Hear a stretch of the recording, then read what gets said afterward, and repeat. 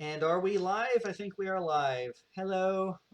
We had a major cock up with the internet because Discord decided to say fuck you, and now we are where we are now. So hopefully, this will be more better. I will go ahead and just do the little recap. Last week, the adventurers, well, they ended up saving the town from some imposters. They had a bit of a celebration. Um, it was at this point that the tribe ended up going to pretty much like their main headquarters, Bunker 476, if memory serves. Um, but pretty much the home bunker. Baker, if you would please, if you guys aren't talking, hit the mute button to kind of use our push to talk thing. Um, but yeah, they are now in the main bunker where the crows are gathering for some reason, and they're currently in a bar, having some well-deserved drinks and possibly getting into some fights. So we'll take it away with Marty. Marty, you have witnessed Ket and Morgrim. They have signed up and signed a waiver to take part in the fist fights that are happening at the back of the bar. What are you doing?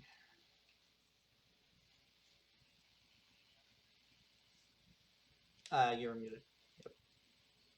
What do the other contenders look like, or are they just gonna fight each other? The other contenders, pretty much, they look like they're just normal Braves. Um, there are some who are more brawn than others. There are some that are more sly, I guess you could say, than others. It's just people of all different sizes and whatnot, but you can definitely tell that they carry themselves as a brave. And you would have been told by Chandler that most, if not all, of the people in this uh, bunker are all braves, and they do look and carry themselves the part.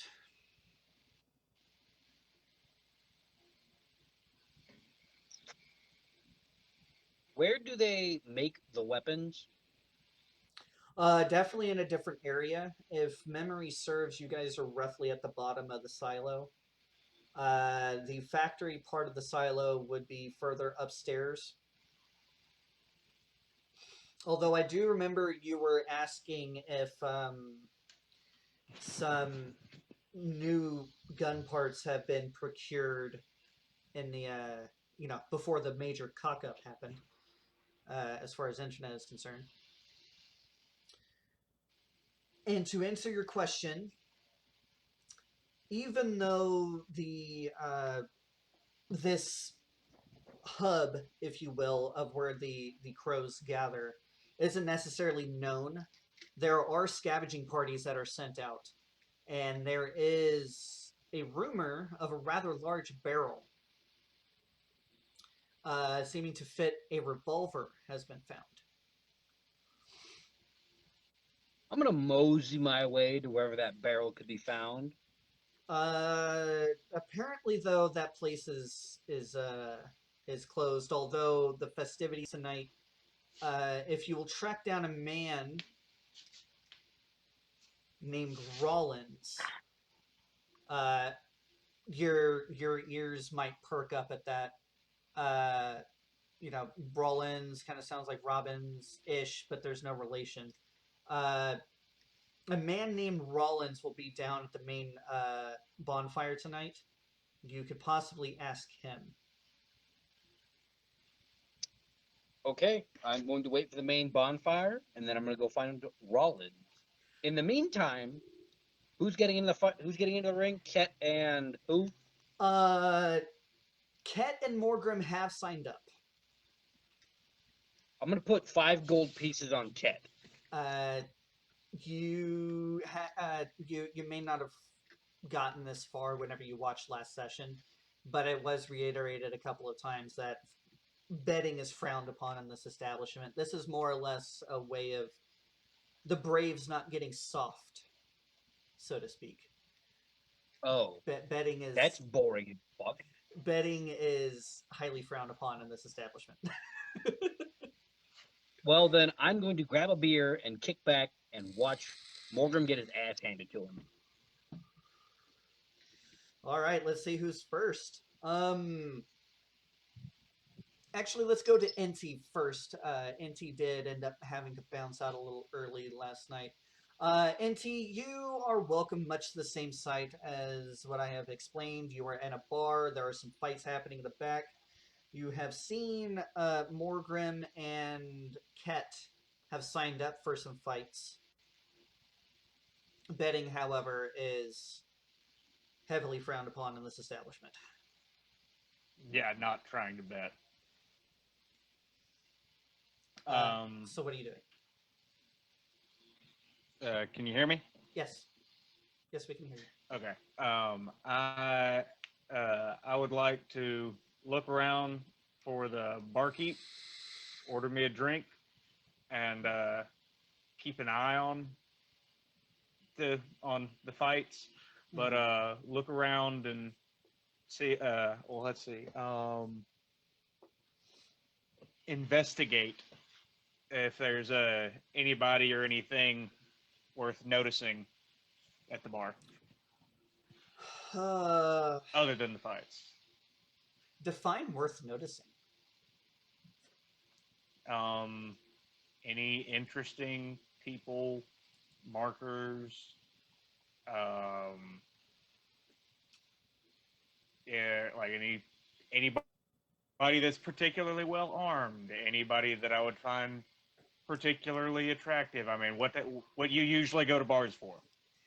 So pretty much anything that might catch your eye. The only thing, Yeah. well, as far as people being armed, everyone in this room is armed Well, in yeah. some Like I way. said, that's why I said specifically and particularly heavily armed. Um, the only people who could probably be seen as heavily armed is you and your compatriots. Uh, One sec. Hey, can you hear me? yep. Okay, sorry, my headset just had a seizure.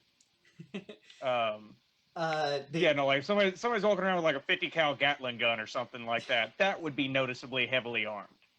no, if the most heavily armed person other than your compatriots might be someone with a rifle slung over their shoulder, but they're sitting down drinking, having having a little bit of a chit chat. But considering that it's a bar, this is something that you notice. Considering that this is a bar and relatively busy, not very many people are drinking heavily tonight.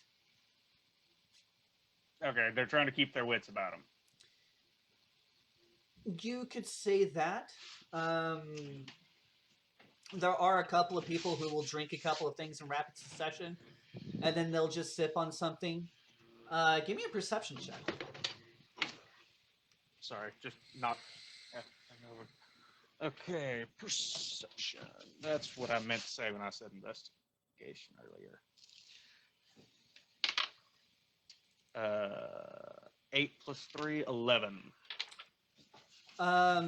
You overhear a person talking about a bonfire tonight. All right, can I approach them and politely ask? Sure. They're like, hey, is that a free come or no, what's the word? Not first come first serve. Is that open to the public or private? Oh no, the entire tribe is going to be here. We're getting people from all over the Crowlands that are gathering tonight. Apparently, it's the 130th anniversary of the crows being a thing.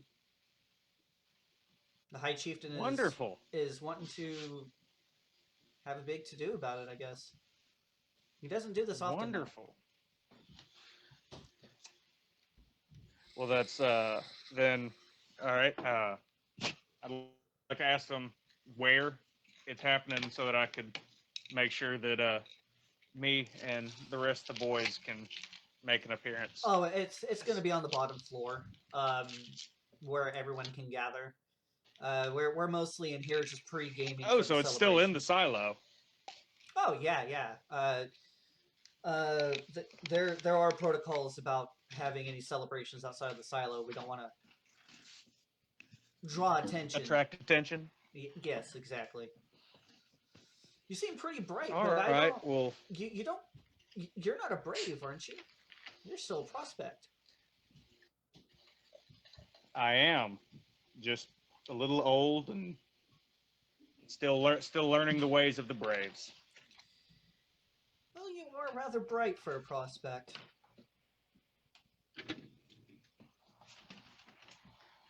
I appreciate it. I appreciate the compliment. I'm honored. Oh yeah. Go ahead and have yourself a drink. He says, and he pours you a cup of a clear liquid. I thank him and go ahead and take a deep swig. It is water. All right. And then as you pull the I, glass away, he says, although you are bright, only adults get to have alcohol. They chuckle and then begin talking to themselves. that's fine. Finish the water. I chug the water, tap it on the table, and go back to my drink. Isn't Inti like 40? Inti's like 100 or and something, Um, I think. let's see. Where's my age? Oh, I didn't He's write it still rather down. young for an elf, but I think he might be. Actually, no, he hasn't hit I thought triple we said digits. I think he's no. 90 at most. I thought we were I thought we said like 70. Yeah, something like that. That's what I put down. So I'm 70. I'm 18 and I grabbed a beer. In real I've life, already I am bought myself 21. a drink. So I mean, you can roll insight to see what they mean by only adults get to have alcohol. okay, I'll do that. 16 plus 3, 19. I'm just assuming By that's an insult because I'm a prospect. pretty much yes. The Braves are considered adults. Prospects are considered children still. It's more or less a jab at you on, "Hey, you're not a prospect yet," kind of thing. It's not necessarily Not a a brave jab. yet. Yeah, yeah, not a brave yet. My bad, misspeak. But You good? yeah, it's not necessarily a jab at your actual age, just the fact that you're not brave yet. My Uh, rank. yes, exactly. Um, we'll get to. I just blanked on Randy, right? Randy Smalls, Randall Smalls. I fucked up your name, Rodney Smalls. Rodney. Fuck, I keep on fucking up your name. Anyway, Rodney. Um, we'll get to Rodney before we get to the actual fistfights. Rodney, what are you doing? I was simply intrigued and waiting for the fistfights to begin. I believe me and Cedar were uh, sitting together, kind of passing yeah, me gold and between Peter, each other. yeah, passing gold pieces to get between each other. Taking bets on fights. Um, but no, I think right now I'm just more intrigued to see how the fights turn out for NT and or not NT, but Ket and Morgram. All right, so first up, I think we'll settle this by Morgrim and Ket rolling d20s and see who's highest to who will go first. 17. 3. So it is Ket first. Ket, your name is called up and you are brought over to a corner. They tell you to strip out of everything aside from your boxers. They tape up your hands. They paint you with simple painting because you end up telling them that you are. At least I would assume you wouldn't lie about being a prospect. Would you lie about being a prospect? No. But they paint me in what? Since you have come clean and being a prospect, they just paint you in simple colors, nothing too flamboyant or extravagant. They put like a red. Well, when I see them coming at me with the paint, uh, I'll actually go. I'll stop them before they start painting on me, and I'll just be like, "Hey,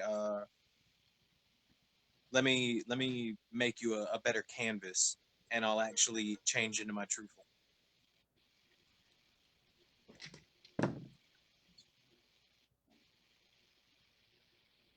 One of them is taken aback at you.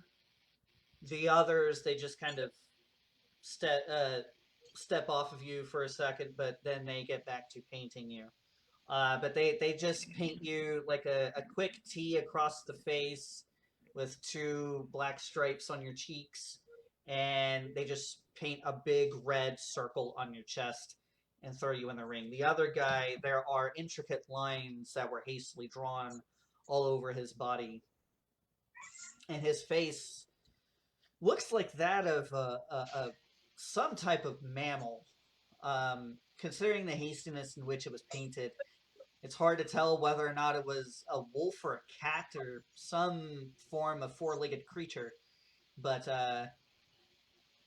this guy, he is roughly the same size as you, but you see that his muscle tone, he's a little bit more toned than you are. And now we're going to get into initiative, so go ahead and roll me a quick initiative.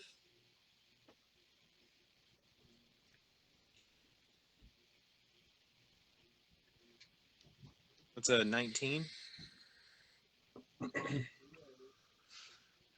When the gloves are touched, you and your opponent end up circling each other looking for some sort of opening, and you decide to strike first, so go ahead and roll to attack.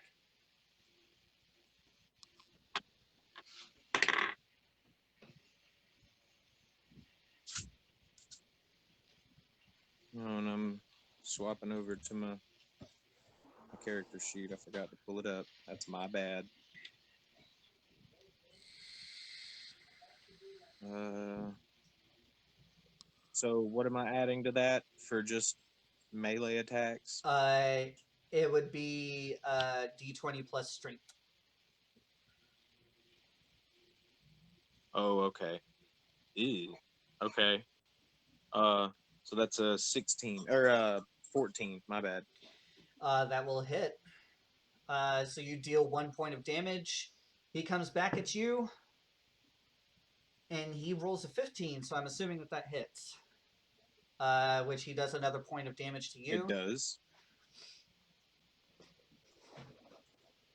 We'll just go ahead and roll me 4d20 in rapid succession.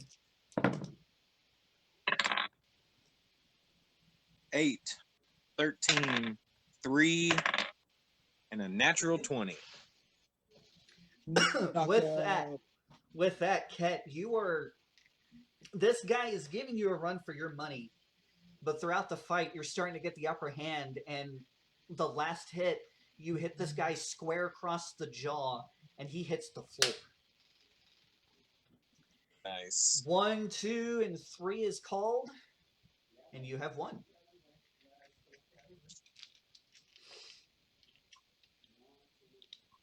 And you are looked at with respect. It's not every day that you see a prospect beat the shit out of a brave, but you knocked his ass out.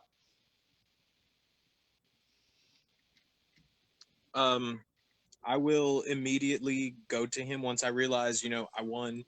Obviously, dude's knocked the fuck out. He's over here snoring.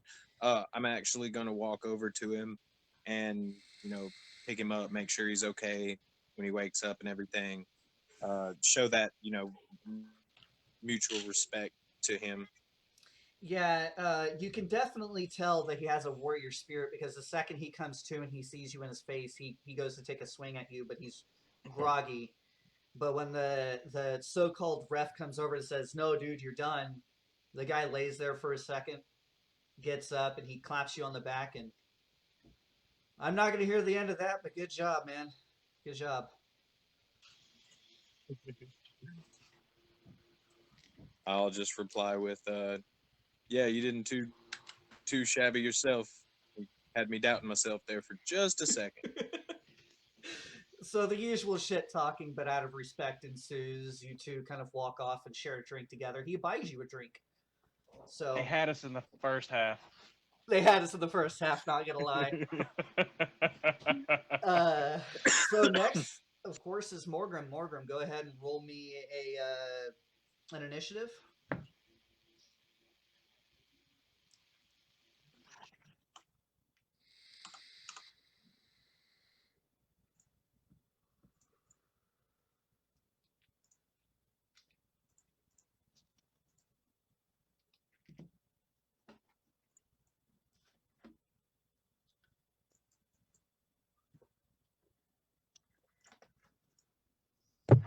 $19.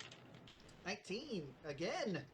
The prospect is going first. You guys circle each other again, and you're painted as well, relatively simple, because again, you're a prospect. Unless you were going to lie to them and say that you were brave.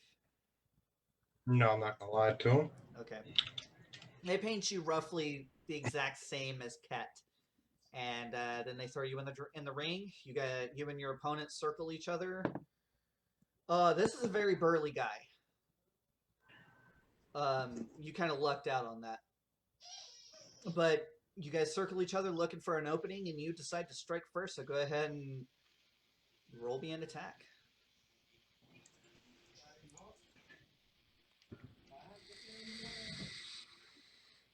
Does a 15 hit? It will.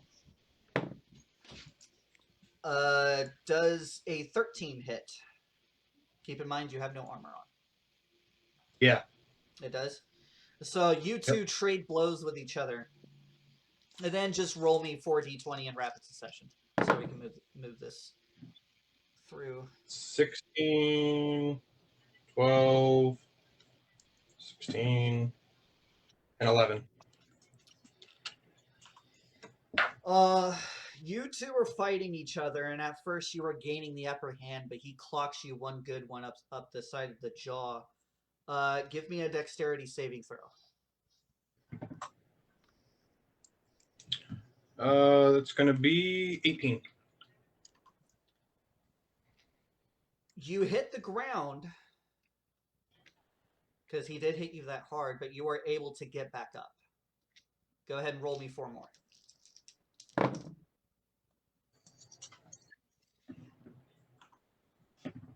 It's 14. That's a nat 20. 16 and a 9. With that, he seems to be taken aback at you getting back up. But you two are just trading blows with each other. He hits, he hits, you hit. It's a slugfest. But then you catch him one good time in the liver. And it puts him down on the ground. Ow. Jesus. But both of you are kind of he gets back up and he's ready to fight you again. This is a really big man.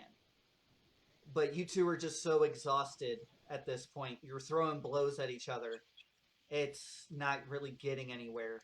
And the ref calls it a tie. Afterwards, like right as the tie is called, the big man comes over to you and he claps you on the shoulder.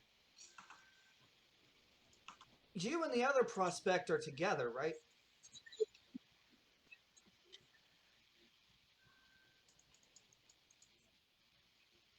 Morgan. Yeah, that'd be right. Who's your chief? Can you hear me? Yeah, we can hear you. Who's your chief? Chandler. No, Chandler is your handler. Chris is your chief. Chris. Chris always does bring in the tough sons of bitches. Good fucking job, man. You get a drink on me. Don't Your say no head, to that. your head is ringing right now. But yeah, you see your for NT Marty. What was that, Morgan?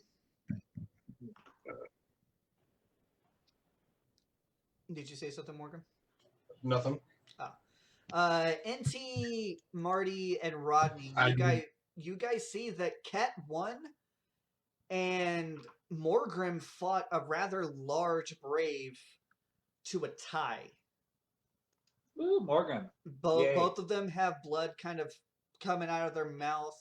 Morgrim is looking bruised and beat up right now, but they are sharing drinks with the people that fought them. And for prospects, this is a victory.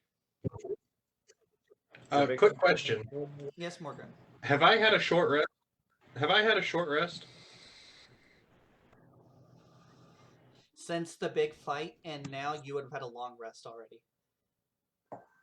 Oh, well then I'm going to cast Cure Wounds on myself and on my friend. Okay. So yeah, you weave your magics and heal you and Ket, or are you healing you and the big guy? Healing the guy I fought. Yeah, he thanks you, and he not only hands you a beer, but he hands you a shot, and you two end up doing a shot together and drinking a beer together. He ends up regaling you that he was a part of uh, the tribe up in the very north, up in the Dakotas area, and he got transferred here because he wanted to start a family, and he didn't want to raise a family on the road, so that's why he's here. Okay. But yeah, it's at this point you guys have spent like maybe an hour and a half in the bar drinking, chilling with the Braves in the area.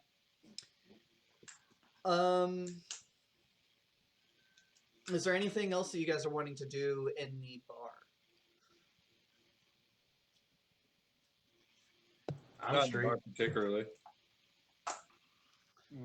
That's Question real nothing quick. really comes to mind. Did Kylie come with me? Yeah. Is she with us? As you were kind of climbing out of the ring, you then see her. She was watching you the entire time, and she gives you a look of approval.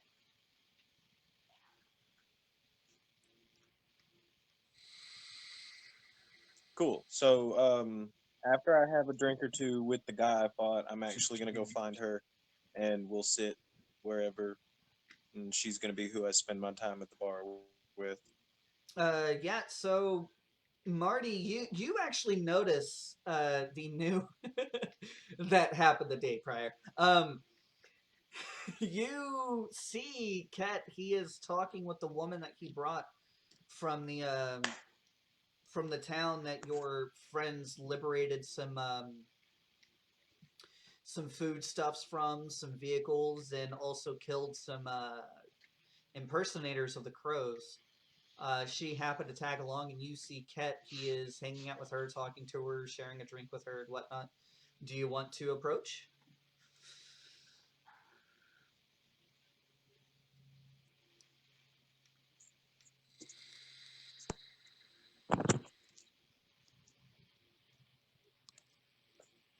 We can't hear you, Marty. You're muted, homie. Yeah. Screw you, I'm enjoying my drink. I'm going to inquire to the barkeep whether shooting competition going on. Never been one for fist fights. um. Well, we kind of make those a bit of a to do. Um, Usually the range time is around morning time, afternoon time, kind of thing. It's mostly for training though, not necessarily for competition. Although competitions do arise, and some prizes are given. In here though, it's just fist fights. All I'm going to say is beans and walk away. He chuckles and continues serving his rabble, I guess you could say now, because people are starting to feel a little loose. Inti, you see Ket is talking with Kylie. Mm-hmm. Do you want to kind of make yourself known, or Yeah, that's all. I'll approach, let him know that he did good in the fight. Like clap him on the back, congratulate him, and make sure, like, ask Kylie she doing well, enjoying herself, and then oh, she go on is. back about my business. She is. This is the first time she's ever seen Politeness. him. So, Yeah. did I happen to see them exchanging coin? Oh, Cedar and Rodney. Yeah. Rodney, roll me a stealth check, and it'll be contested by a perception check from Ket. I will sanction this contested roll. Whenever Most- you come back to me, something I want to do. Okay. But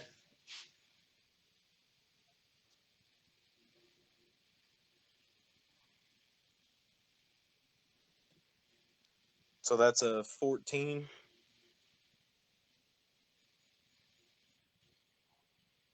And what is? I forgot I was on mute. It's a 12. Yeah, you definitely saw. So, when he comes up and tells me I did a good job or whatever, I'm just Inti gonna was kind of not smirk. But Inti was not exchanging coin though. It was just Cedar and Rodney. It was just my yeah, bad. it was just Teeter I and got me. the characters mixed up. NT Yeah, 70. He yeah. ain't I'll a just betting tell him, man no more. appreciate it. He ain't got time to waste money on you whippersnappers. But yeah, you can continue role playing with Inti. Yeah, no, that was it. I just, he congratulates me and everything, and I tell him, I appreciate it. I'd imagine he's familiar with Kylie. I don't have to introduce them. She's been with us for a few days. Yeah. So, Kylie, Yeah, I was there for the party. I guess at that point they would just talk. Yeah, Kylie, she is completely blown away by the just the sheer technological advancement that the crows have against everyone else. So she is amazed.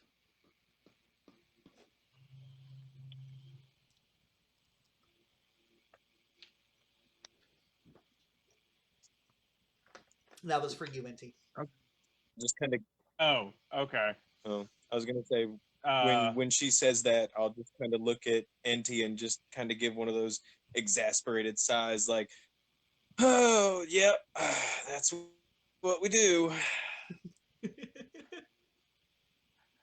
I chuckle at her, roll my eyes at him, and say it is impressive they what the old people what how did you say the chief worded it earlier? The old ones. Yeah, old ones. It is impressive what the old ones could do. It's just a shame that it didn't stop their destruction. Yeah, and now one could argue that we More live like in it catered to it. and now we live in shit compared to how they live. But take every day one day at a time. If you figure out how to do more than that, let me know. And I'm assuming you're Then- raising a glass to her and walking off. Yep, that's exactly what I'm doing. I know Brandon so well. So yeah, you guys are just kind of drinking, having some fun. Marty, you said that you wanted me to come back to you. yes, I'm going. I would like to look for some throwing knives. Where might I find some? I will say that right now shops are closed, but I did give the players a shopping day before they came here, so we will kind of do a little bit of a retcon for you as far as that is concerned. So throwing knives, as far as price is concerned. I just remembered something else that I should have rectified before the session, and that was how much gold you have, but we will get to that at some other point in time.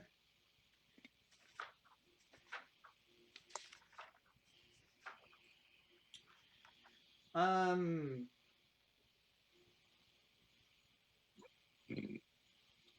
so it'll be 2 gold points each because there is no I such want thing as 4. So just take 8 away from whatever I have on the sheet that you have, and we'll fix that later. Yeah, I'll just text you -8 gold so whenever you get home you can handle that.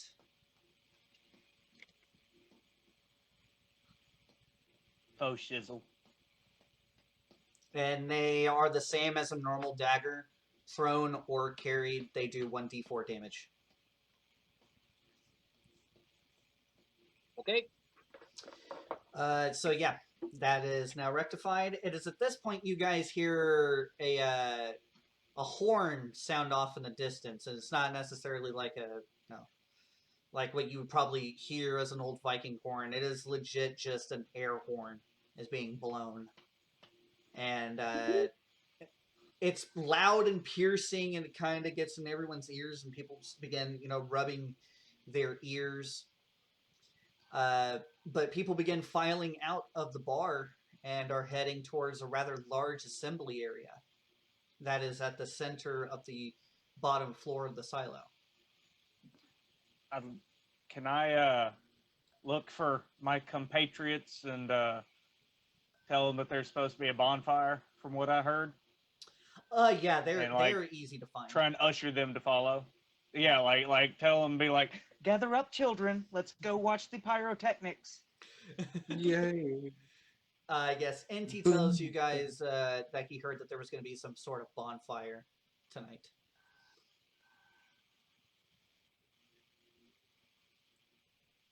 Let's get this Yeah, party cool. started, right? I would definitely look to Kylie and be like, shall we? She gets up and she's following you. Yeah.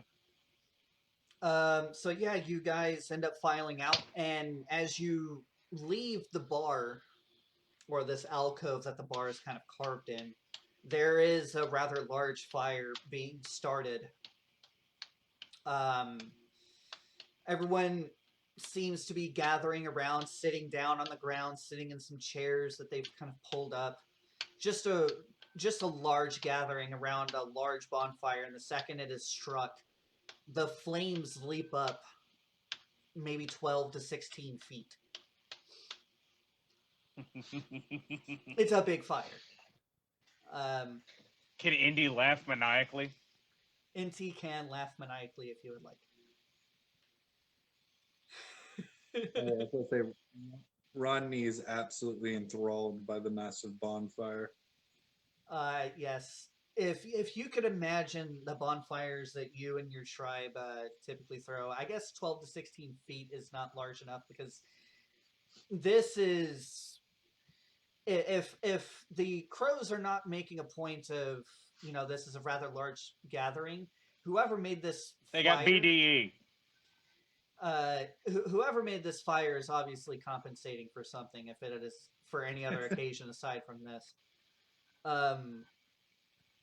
But yeah, the Tribal big dick energy. but yeah, everyone seems to be gathering for a few, for like 15 minutes or so. You can see some bottles kind of being passed back and forth. Other substances are kind of being passed back and forth. Everyone's just kind of chilling at this point, waiting for someone to say something. And it's at this point that you see, from where you guys are at, because I'm assuming you guys are gathering together, right? Yeah. Nay? Yeah. I would think so. Yeah, sure.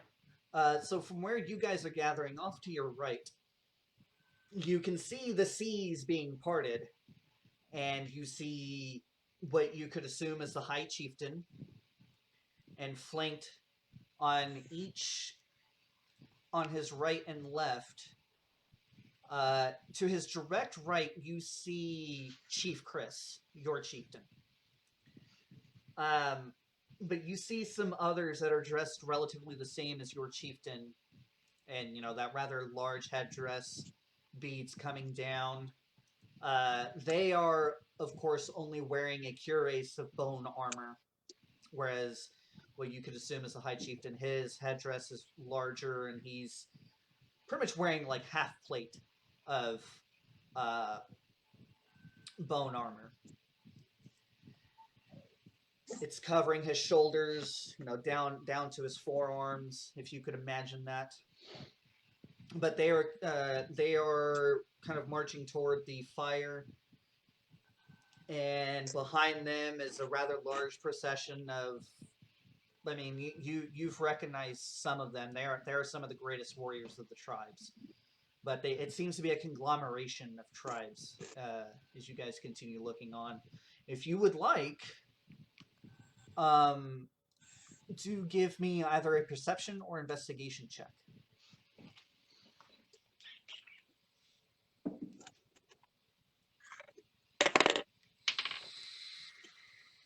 I will make the 19. check that you speak of. I got a 12 investigation. I have a 19 either way, so. Okay. And Morgan?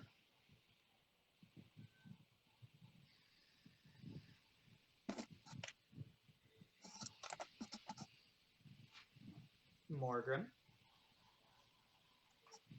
You are not speaking.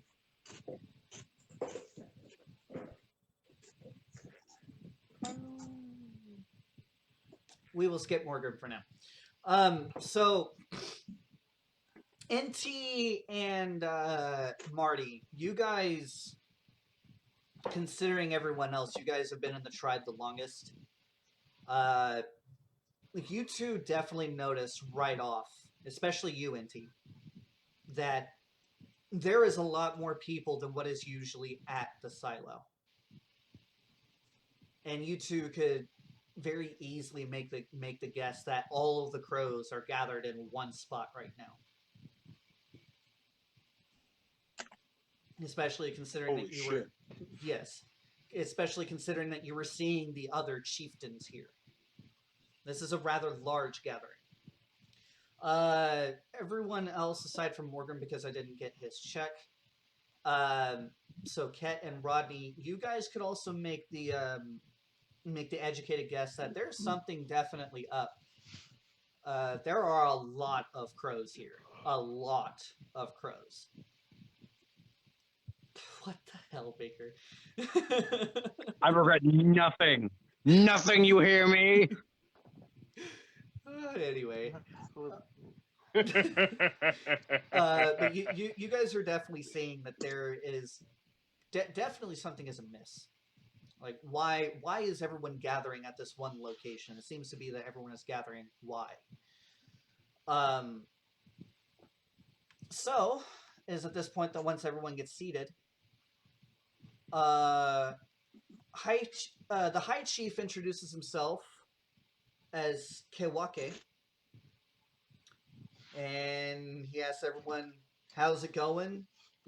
How's it going, everybody? How are all of you guys doing?" And you're hearing a chorus of, yells and hoots and hollers and yee-yees and such to reply to their high chieftain.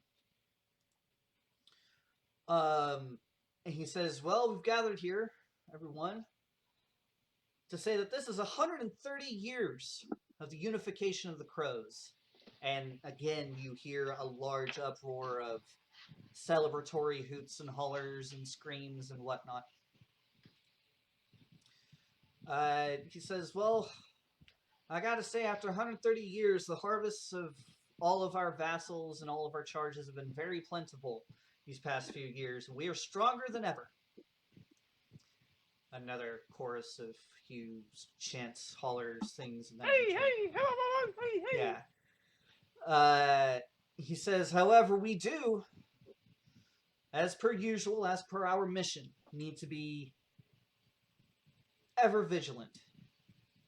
Remember, your commands are to always be ever vigilant, because even though the Great Spirit wills plentiful bounties for all of our people, there are still enemies to face and innocent people to protect.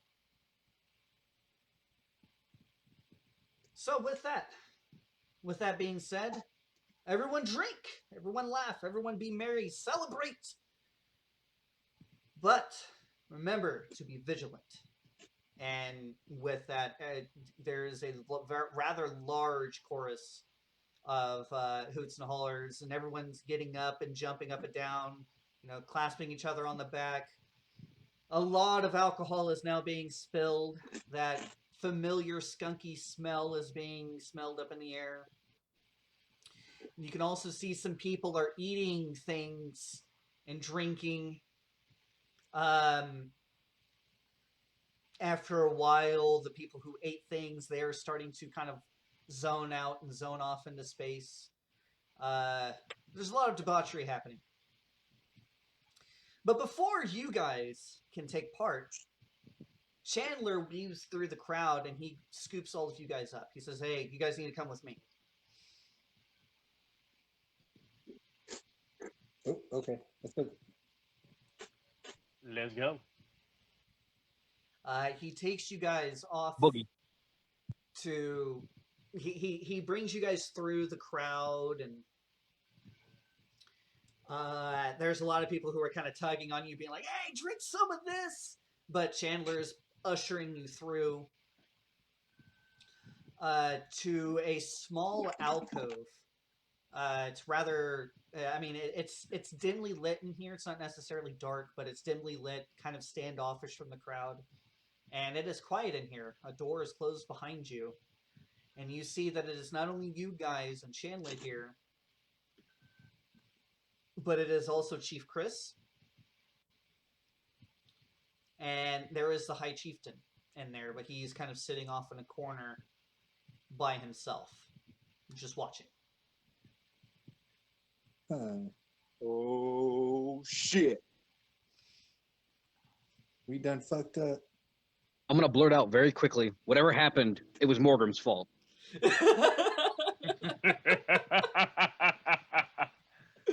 Well, aren't you a dick? I'd I'm gonna do it in a like joking to. manner. I'm not just gonna be like, it was him. I'd like to give a respectful nod, bow, what have you, to High Chief Kiwake, Yeah. and then just kind of stand there, like see what all's going on. What's the dealio, Juan Fulio? To Marty's jest, and I would imagine the looks on everyone else's face of looking really, really guilty. Oh yeah. Rodney thinks he done fucked up. Don't worry, guys, you aren't in trouble. Oh, thank God. I feel like there's a yet coming out of the coming. That coming means you next. don't know yet. We wanted to speak to you guys. Morgrim, you are, however, the reason why we are gathered here today. So Marty isn't necessarily wrong. Huh. Great. Oops. These words are coming out of Chieftain Chris's mouth, and he says, "It's come to my attention that you told Chandler about something happening to the east. I would like you to explain a little bit better in the presence of High Chief Kawake." And as he says that, he, brings his hand over to the High Chieftain and he bows in his direction as he is saying that. So as he says it, I will bow too. Step forth, make yourself heard. Hi, Chief. I have it on good authority that there is a threat amassing to the east. One that already rivals us.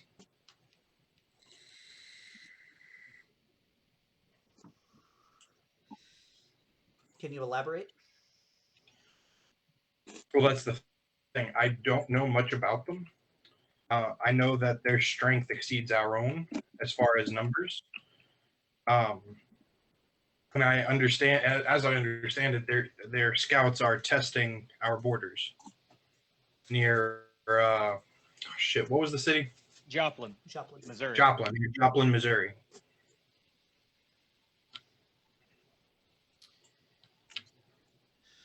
Kiwake, he nods and he leans back, folding. He leans back in his chair, folding his arms, and just kind of nods um, to Chief Chris. And Chris, he bows to him and begins issuing orders. Chandler, I know these guys are in your charge, and I must say, from the reports that you've been given about these men, they are definitely on their way to becoming Braves. But I want you to take them tomorrow before first light out of the silo, and I want you to scout out Joplin and see what exactly we're up against. The High Chief has also said that there are foreign forces gathering at Kansas City, and I'm going to be taking the main group there to investigate.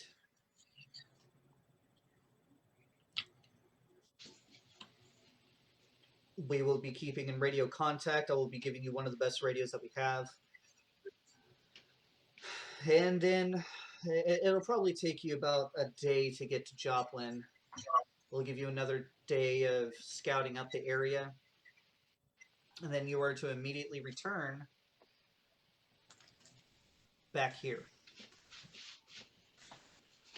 Unless you receive further orders that you were to come up to Kansas City with us.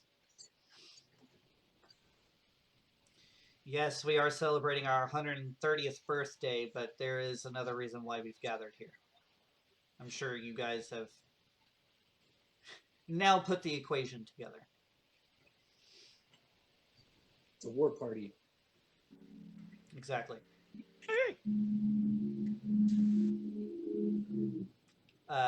Marty, do you have anything to do you have anything to say about what's going on?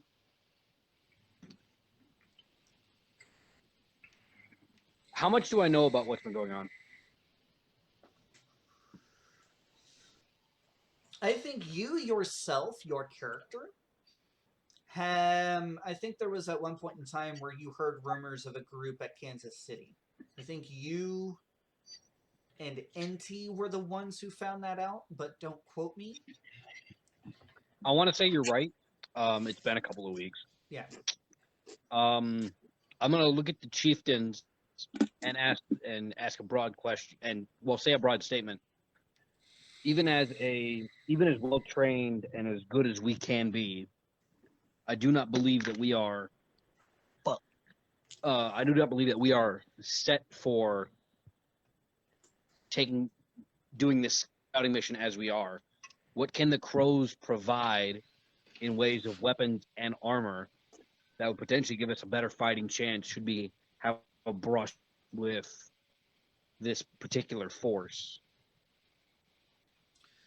Well, as far as weapons are concerned, we can only give you what is issued. And looking at your armaments now, I think that you guys are, as far as arms are concerned, you already have weapons that we can provide. So we can't provide anything as far as that is concerned, but we can try to provide some form of armor. We will be providing you guys with new motorcycles and a truck. I'm going to turn and look at the guys and say, meet me after this. And I'm going to turn to the chief and I'm going to bow and say, I figured I might as well have asked, but that was more than I would have hoped. That was more than I had hoped for. We are not going to send you guys out to die, but do keep in mind that the only one among you that will be a brave is Chandler, and there's a reason for this. We have to, in times such as these, use our braves to their greatest means of employment. I will say, though, that if you do return back alive and with valuable intel, I could see you all becoming braves. Braves you would become. Wait, you said if we come back. There's a green elf in the corner, and he just starts spouting things. And then he disappears Where did he come in from? a puff of smoke. Vigilant must always ever be.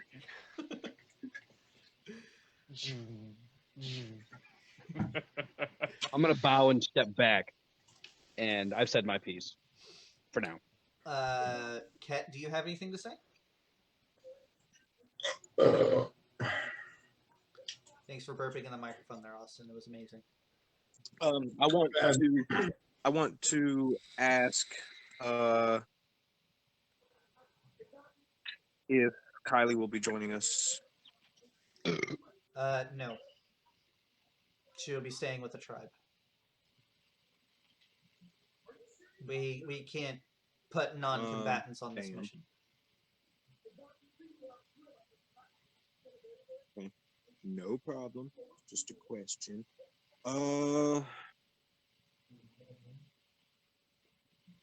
Yeah, I guess that. Side note: can I get my motorcycle customized? It's at this point the High Chief just kind of rolls his eyes and looks to Chris. Chris, that all depends on the customization that you want. You're already getting a bike with a relatively good engine and will have some armor on it. A lot of packing space on it as well for really? supplies. Okay. I will concede on that and ask for a couple cans of spray paint. Of course, we'll see what we can scrounge up for you. Rodney? All right, that's it.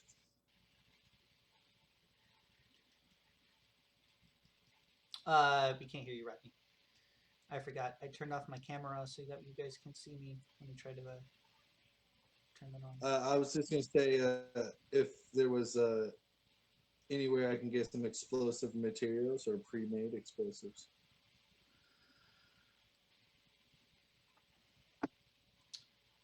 We'll look in the armory, see if we can find some hand grenades for you guys. Ooh, awesome. Because it would sure beat this, and I'm gonna reach in my little bag of holding and pull up my homemade bombs. NT? Do you have anything? I would ask if they had a decent scope for my rifle.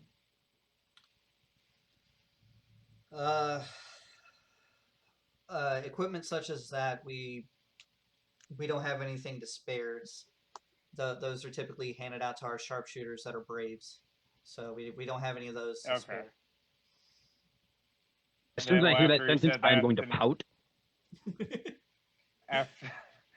After he says that, I just nod or like bow to him and in Sioux say, "Ever vigilant." Then just kind of like step back into the shadows quietly. Okay. All quiet like. And Morgrim.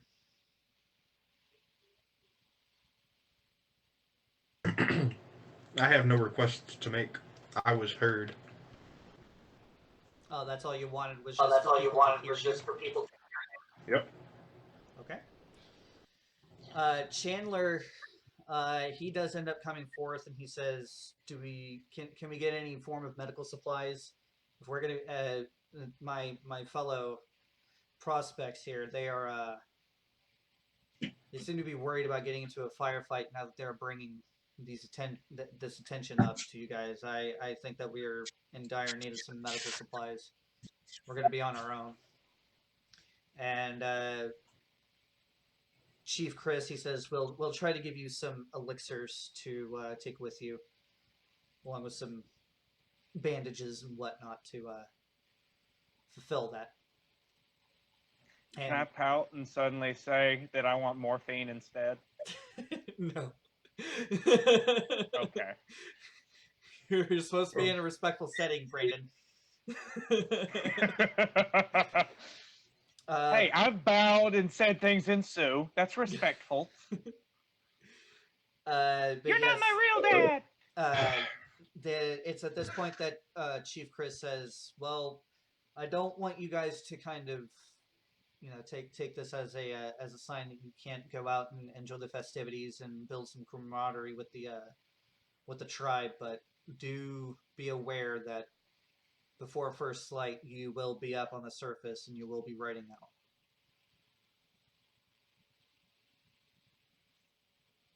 So go ahead, go have fun. Don't get overly intoxicated. Well, that's all I needed to hear. I'm going to bed. What time? What time is it? It would be roughly around 7:30, 8 o'clock now. Shit. I'm gonna go party for at least 3 hours. Marty. Before everybody jets off, I'm gonna gather them all up and say, I need your spare gold and what you want on your weapons. Oh, by the way, you were not here for this, but I did do a retcon in the previous session. Everyone who is in possession of a rifle is in possession of a bayonet. However, some gunsmithing checks must be done in order to fashion said bayonets to said weapon. But once those checks are made, in melee combat, your rifles can act as a spear, doing 1d6 damage versatile, or 1d8 using two hands. It'll have the same statistics as a spear, pretty much. But yeah. I want to put the bayonet on my pistol. You do not have a bayonet because you do not have a rifle. Loser. Oh. Well, since nobody's saying anything, I'm gonna skirt off and find the gun shop owner that I heard about. That's And- it. I would like a scope and/or a longer barrel. Fork over your gold, homeboy. Huh? Fork over your gold, homeboy. As you were told by the High Chief, weapon upgrades, as far as that is concerned, are not able to be given by the crows at this time. Oh yeah, that's right. Then nah, I don't need nothing or want nothing. I'm The good. only things that you guys can get are things that will up your AC if you qualify for them. What does that mean? Armor. Mm, Yes. Anyway, okay. I want armor. I want armor. Can I have armor, please? I want armor. Armor, mine. I was about to say, is there a Mine, is there an mine, archives area here? What was that, Rodney? Is there an archives in this place? I'm sure you can find one with an investigation check.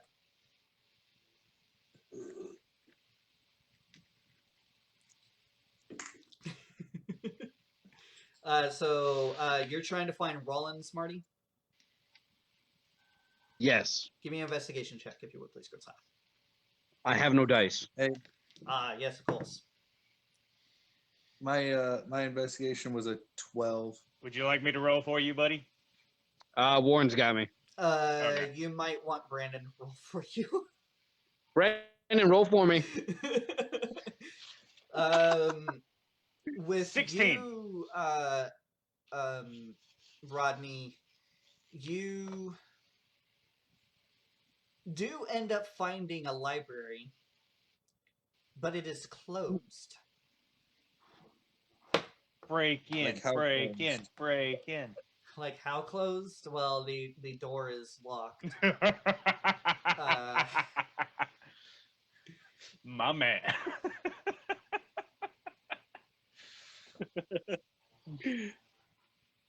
the door is locked. it- Does it look like there's How anywhere with closed keys is closed nearby? with a crowbar? The way is shut. What was that? You shall not pass. What was that, Rodney? I was about to say, is there anybody that looks like they would have access to the library nearby? You would imagine that they are enjoying the festivities, so I would need another investigation check to track them down. All right. Yeah. Marty, Let me you see. do find Rollins. I'm gonna tap him on the shoulder and say, "I have business for you if you are free." He pulls up a growler of what you can smell coming out of it is rather strong liquor. Well, I mean, I ain't free, but I'll talk. What's up?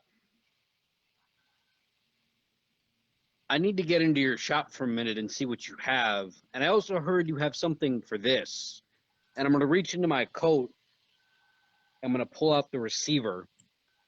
Just kind of shake it a little bit and put it right back. Oh, you're wanting that barrel. He drinks out of his growler. Oh, well,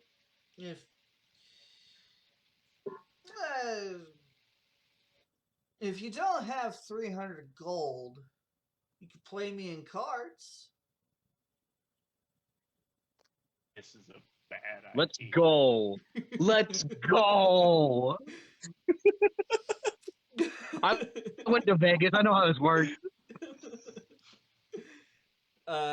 So yeah, we're having Marty trying to play the devil in cards to get a barrel, or possibly sell his soul. Yes. Hey, as long as it's not for a golden fiddle, I don't care. Yeah. Morgan Easy is, there, Got 'em. Johnny. Morgan Knee is asleep. slapper. Morgan is asleep. So, Kat, what are you doing?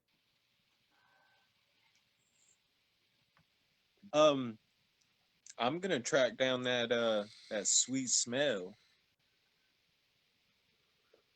The kind of smelly smells that smell smelly. Yeah, you can easily approach a Yeah, group. that smell. You can easily approach a group. It's more or less like a peace pipe ring of maybe 9 or 10 people that are sitting around passing a pipe that is 3-4 feet long. Damn. It's your typical like Native American-esque type pipe with different carvings in the wood of different Indian type runes and such with ribbons and whatnot being tied off of it. That sounds like more of a damn didgeridoo. Yes.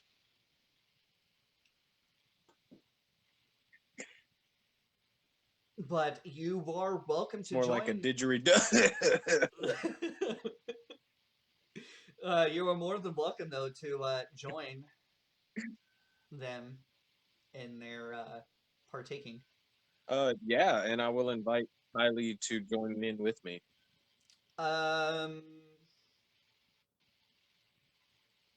Considering that she is rather new to this world, give me a persuasion check.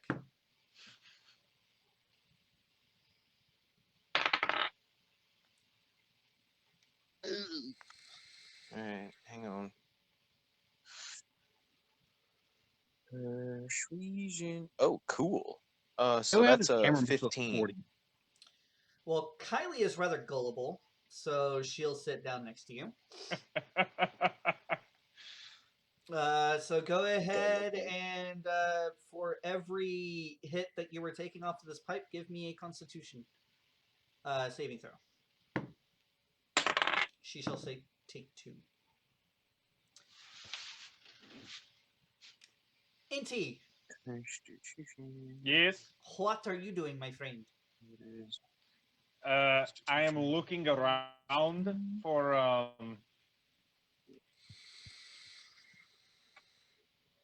hold on. Let, give me give me two numbers between 1 and 20.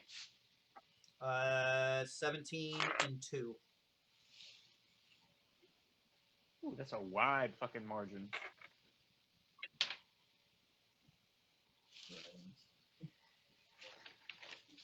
I'm going to or can I get access to the motorcycles that they said they're going to give us? Yeah, if you would have asked, and we'll say that you can retcon and say, I would like to inspect these motorcycles. They would definitely take you over to the little hangar bay that they have them in. So yeah, they are 4 motorcycles. They seem to be rather large motorcycles. You can definitely tell that there's some armor plating protecting the engine. Some even coming up towards the sides of the tank. If you guys have ever played the game Days Gone, this is what I'm getting my artistry from. Um, it's pretty much like drifter bikes. But go ahead and give me Get those words from. yes. English is hard today. Um, You so can't go English? yes. Go ahead and give me a history check.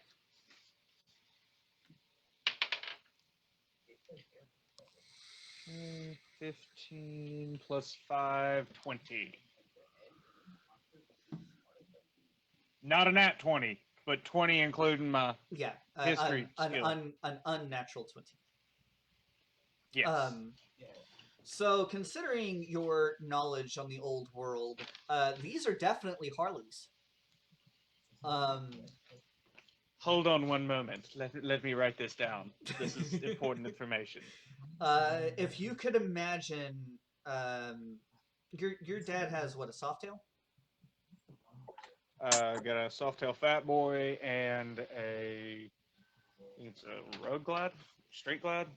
Yeah. So the Softail. If you can Yeah. imagine it, Betty? yeah. If you can imagine a Softail, a rather large one, with armor encasing the main engine compartment, Dibs. with the with and you can also upon further inspection you can see that the frames and the shocks and everything seems to be well reinforced, almost as if dirt biked out, if you can imagine that. um One sec. I am trying to write all this down, and you're talking quick as hell. the tires are definitely not Harley. They have rather large lugs on them. They are meant for off-road. um Um, They're like Mad Max. armored engine to tank off road tires and lugs. Okay. Any um saddlebags? Yes, the saddlebags, they are hard saddlebags. They they are, the dimensions of them would be 3 by 3 by, I would say, 1.5 ish. One on each 3 by side. 3, 1.3. Yeah, Okay. and they are Each. all steel. Are they all like identical as far as like the armor and all that goes? Yeah, fairly identical. Okay. The fairings on them, the fairings will come up to protect the rider if the rider will duck down and there is a small slit. Those fairings on them, it's about an inch worth of steel plate. Okay.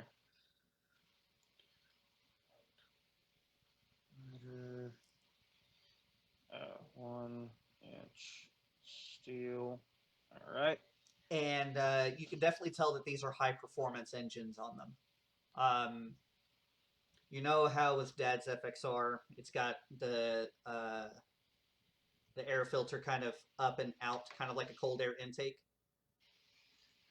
Yeah. That's your first clue on these bikes are high performance. You reckon that even off road they can get a good clip. Cold air intake. Okay. There is also Alrighty.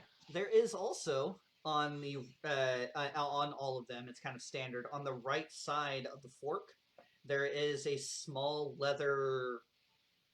Well, not necessarily small because they can fit a long gun in it, but there is a leather holster fit for a long gun that has a the bottom end of it is closed where one could just slide a rifle in, ride, and then if they need to, they can pull the rifle out and use it. Rifle holster. Alrighty. Useful information. Yes, indeed. Um, all right. Is there anybody else around with me? Yeah, you reckon that it is your head mechanic that is standing there with you, kind of inspecting this bike, and he is whistling every single time he finds something that he likes. He's like, "Damn, these are nice." Okay, but he's from our tribe. Yeah, we'll call him Maxwell. Okay. Uh, alrighty.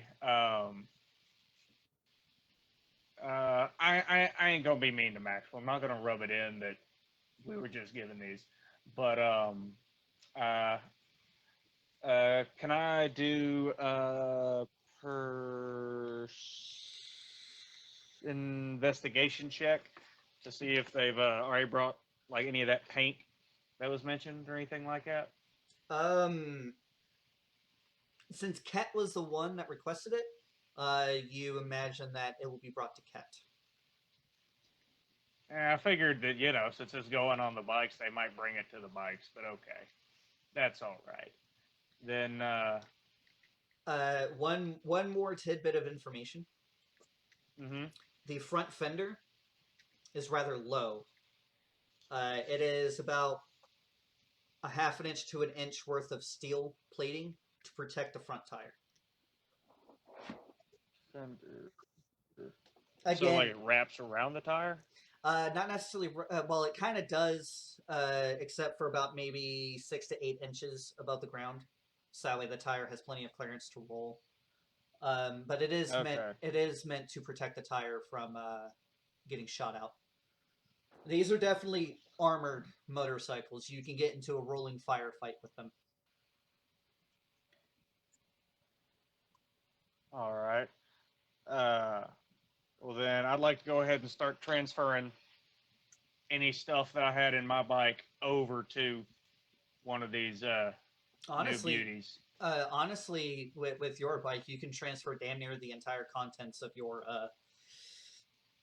excuse me, your backpack to the bike because your old bike that you were using for for the tribe on your couple of runs, it didn't have any Mm-hmm. saddlebags on it. Oh These shit! do. Well then, yeah, I'm gonna throw all that in there and then go back down and look around, see if I see anybody interesting of the feminine persuasion, and Uh, bring and grab alcohol. so yes, NT is doing NT things. Um, so Marty, we're gonna come back to Marty. Marty, you are playing a game of cards. Your the man you were playing against asks you, "What kind of card game do you want to play?" You got any three? Now go fish.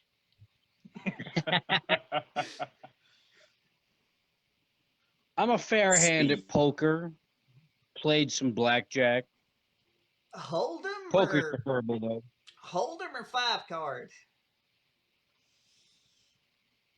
Texas Hold'em.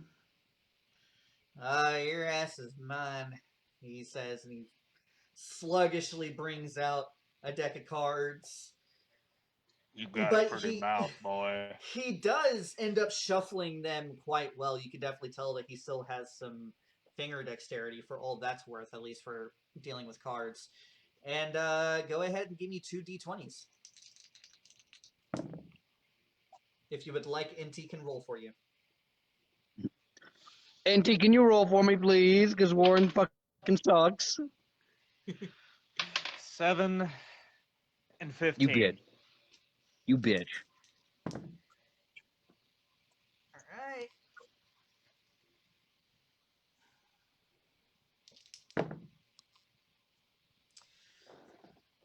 So, what is your initial bet?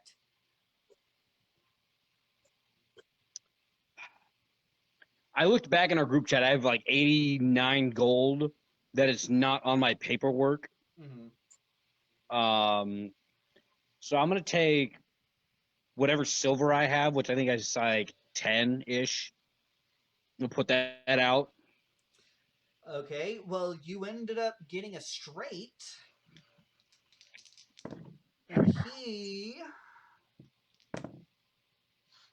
ends up only getting a pair. Woo! That's well. Here's 10 silver. Let's play a couple of hands. Shuffles the deck up a little bit more. Then he hands it to you to shuffle. Will you shuffle? Yes. All The right. fuck did I get inside my boot? Go ahead and give me another 2d20, Brandon. Can I fucking help you, B? Can I fucking help you? 16 and Go away, 18. bitch. No, go away. Go away, please. Fuck off, please. If you go inside that bottle, I'm putting a cap on it. Jesus Christ! Excuse my me, dice everybody. I am fucking outside, love you, bare dude. legs, bare feet. I With a know, walk. and I'm waiting for it to bite me in the ass as soon as I go to roll something for me. The hell are you yelling at? So again, I legit got a 15, 16, 17, 18 on my d20 rolls. And I know Brandon rolled a 16 or something like that. So again, you end up 15 winning. and 18. Yeah. So he's like, all right, I'm starting to get into this. See if you'll win that barrel. Once more again, NT, roll your brother God 2d20. fucking hold on. I gotta run inside. I believe he's being attacked by a wasp. 13 You would not be wrong. God, you bitch. and 19. Oh, this is so gonna bite me in the ass when I go to roll for me. Right? Fat ass cat, you have So, food. Baker, I'm hiding inside.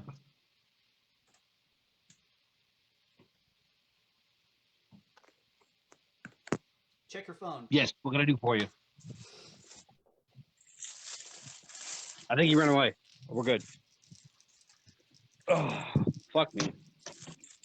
Check your I'm phone, not gonna take a Baker, drink out of this final and water. we'll move on to Rodney. Yes. What was that? Check your phone, Baker. Check your phone. Rodney, Yes. what was your investigation check to track down the librarian? 21. Well, you find a man kind of on the outskirts of the party. He seems to be reading a book. He has a drink next to him, but upon further inspection, you see that it's coffee. He has some Ooh. glasses, and he's just flipping through a book, and he's reading.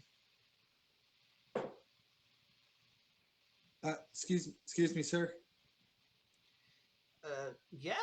How's it going, sir? Oh, it's going well. Can I get into the library by chance? What do you need to get into the library for? I was wanting to see if you had any books on some old world tech and some maps on Joplin. Uh, well, What are you needing these for? Can I not wait until tomorrow? Not really. We leave first thing in the morning. Well, he says, looking out into the crowd that is getting more and more debaucherous by the minute. I'm not one for these celebrations. Are you a scholar of sorts? You can call me a scholar, more of a tinker. Well, at least someone has a taste for intelligence. Uh, yeah, let's go ahead to the library. I feel more at home there anyway. He says, getting up. You also see him from underneath the chair that he was sitting at. He grabs a rather beefy-looking handgun and he holsters it. And he ends up following you. He unlocks the library, turns on the lights. Of course, if you're going to want to be checking out any books, there's paperwork and things of that nature involved in, but you are allowed to read as much as you can. I'll just be Oh, sitting over here at the desk. I'll see what I can find. You happen to have any more of that delicious coffee there?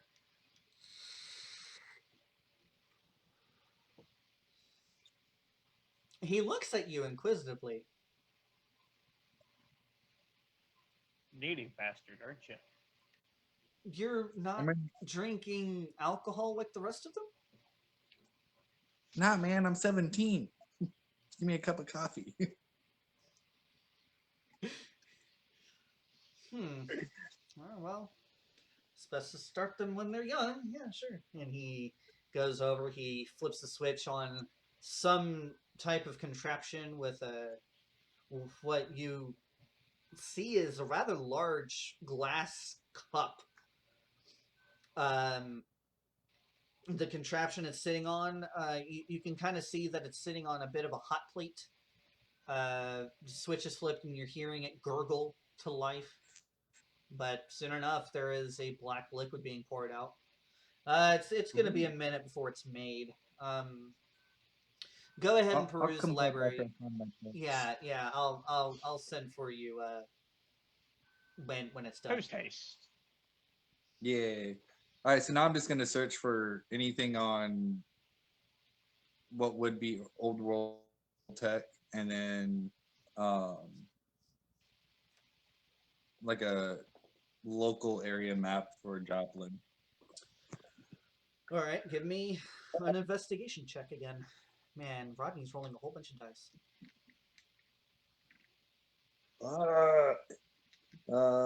15 for investigation. You end up finding an atlas. You can definitely tell that the atlas is old. But Okay. flipping through, you're seeing the different states until you come to Kansas. You see Kansas City up in the northwest, and down in the southwest there is a small city called Joplin. Noise. So I'm gonna put the atlas to the side. Do I find any books on? thought it was Missouri. Yeah, Missouri. My apologies. I must have misspoke again. I'm kind of it's hard. Okay, it's hard being me. It's hard out here for a pen. Okay. Anyway, I totally understand, Warren. But like old world tech books on like electronics and explosives. electronics. You do end up finding a rather thick book on electronics, and it goes into how electricity works, um, uh, down to circuitry. Um, I mean, that there's a plethora of information in here. You're going to have to be more specific as to what kind of information you're wanting as far as that is concerned. Like wiring fuses and timers.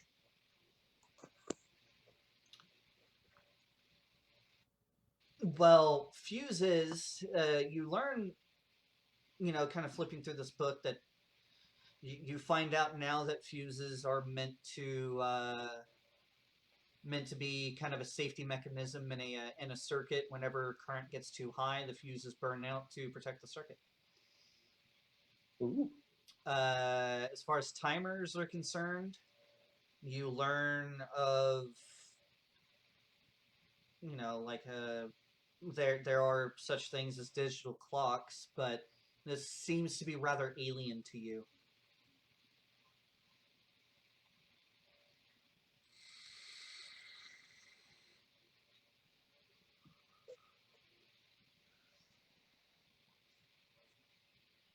You want us to come back to you, Rodney?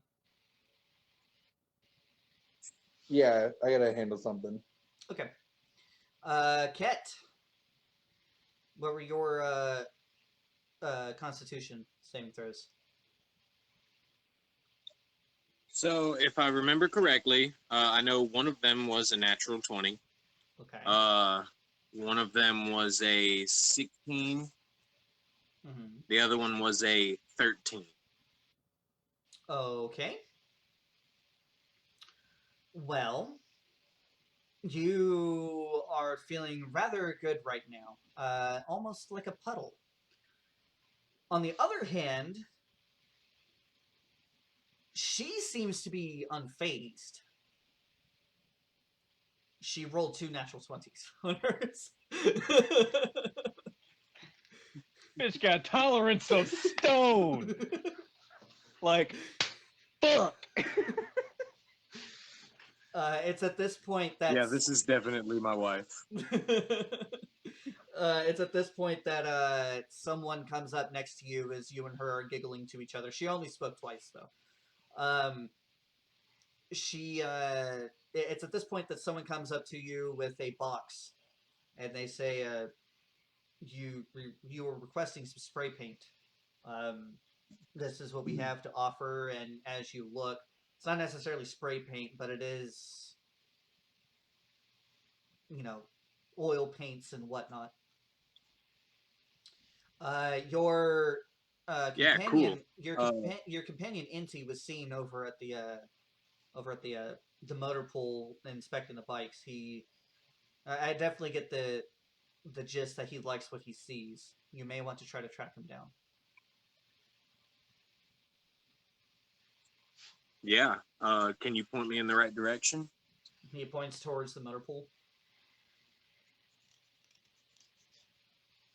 You gonna go ahead and go? All right. I will. Yeah, I'll take Kylie's hand and ask her if she wants to come check out the bikes. She is definitely down to go with you. Watch me work on artistical magic. She definitely has a dreamy look on her face, but she isn't stumbling. She seems to have all of her faculties about her. You end up passing NT as he seems to be trying to peruse for a date and some alcohol. You're more than welcome to flag him down.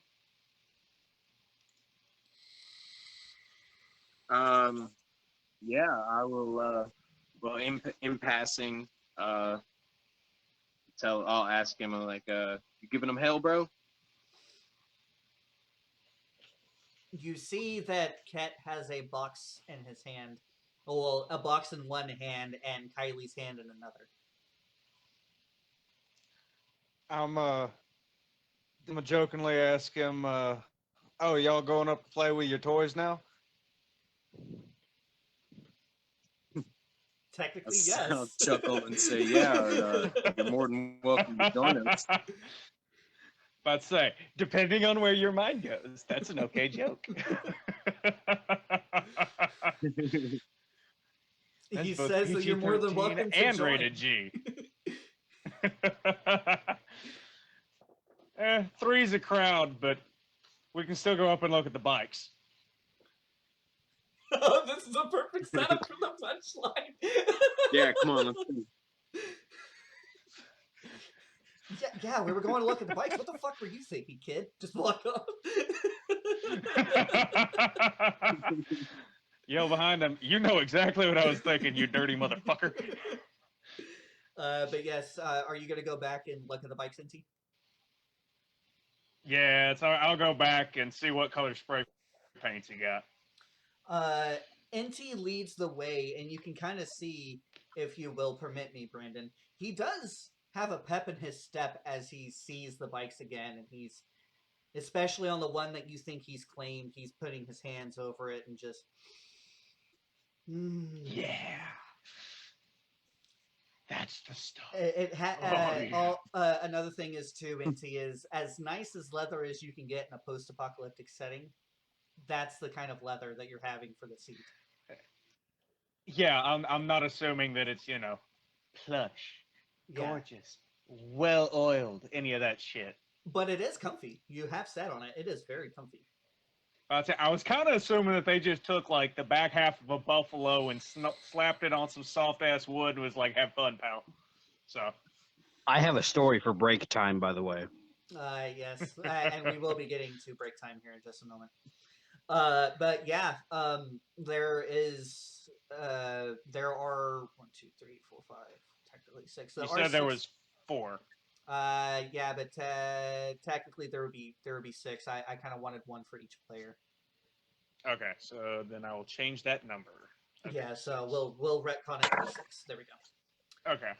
But yes, there are 6 relatively identical motorcycles that are armored. They have armored fairings, and as you kind of sit down on one and get a feel, the seat melts into your butt. It's really comfortable. You can't really take a passenger on the back without them having a rather rough ride because there is no back seat. Although the I'll say rear not fender, with that attitude. although the rear fender is quite sturdy. So in case of a combat situation, one could sit on it, but it's not recommended for a prolonged ride.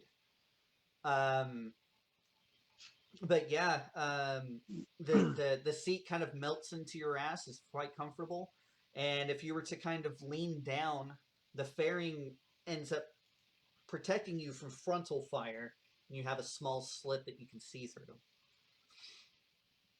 You have a small slit.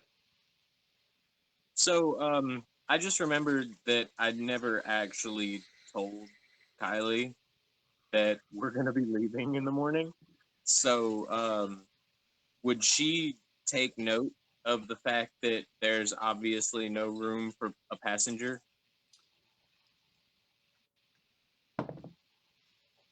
And he rolls a perception check. Um, she hasn't seen it quite. It hasn't clicked for her quite yet. She is rather enamored at the up armament of these motorcycles.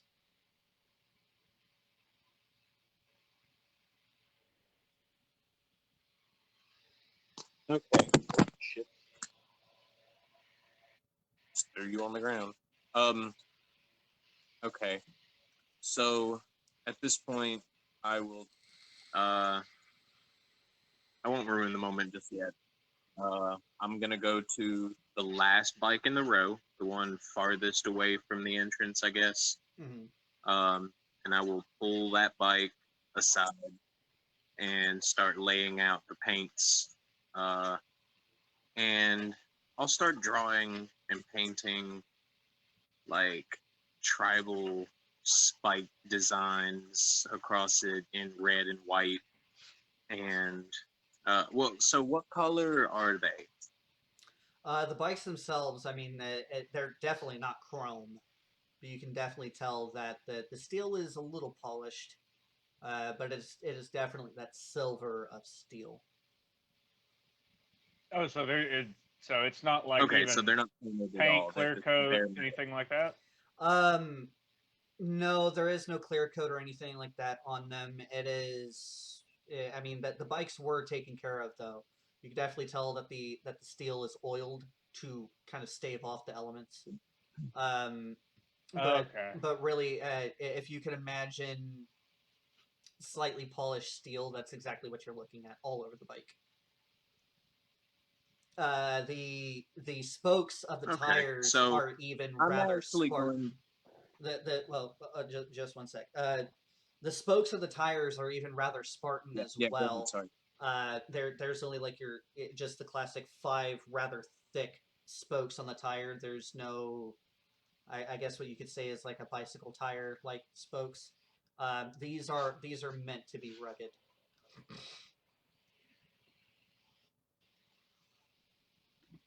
So there's that. Okay. So I will take the time to paint the entire bike black, Mm-hmm. and then I will carry on with painting my tribal and stuff like that. I'll paint like a bull face, like a longhorn bull on the Mm-hmm. front where the fender goes down low. Mm-hmm. Uh, and yeah, just like white, almost like pinstripes, almost like imagine um, uh, Sinister Gates's black and white pinstripe guitar. Yeah, I know That's exactly what the what you mean. bike's gonna end Yeah. up looking like, Yeah. with like red tribal all around it. That looks pretty cool. Just Well, what's up, Incy?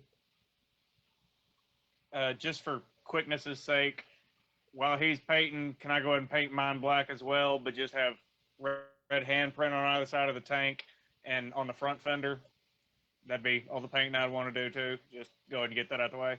Yeah, yeah, that is absolutely fine. You guys are going to be in the Okay. garage for a while. Yeah, I figured that'd be easier to just go ahead and get that out the way than coming back to the garage in 20 minutes. Yeah. So you guys are you can imagine how long it's going to take, pretty much with like big boy finger paints, to paint an entire bike. It's going to take a minute. So you guys have time to talk amongst yourselves, talk about the designs of your bike. It is what it is. You guys can go ahead and role play if you'd like.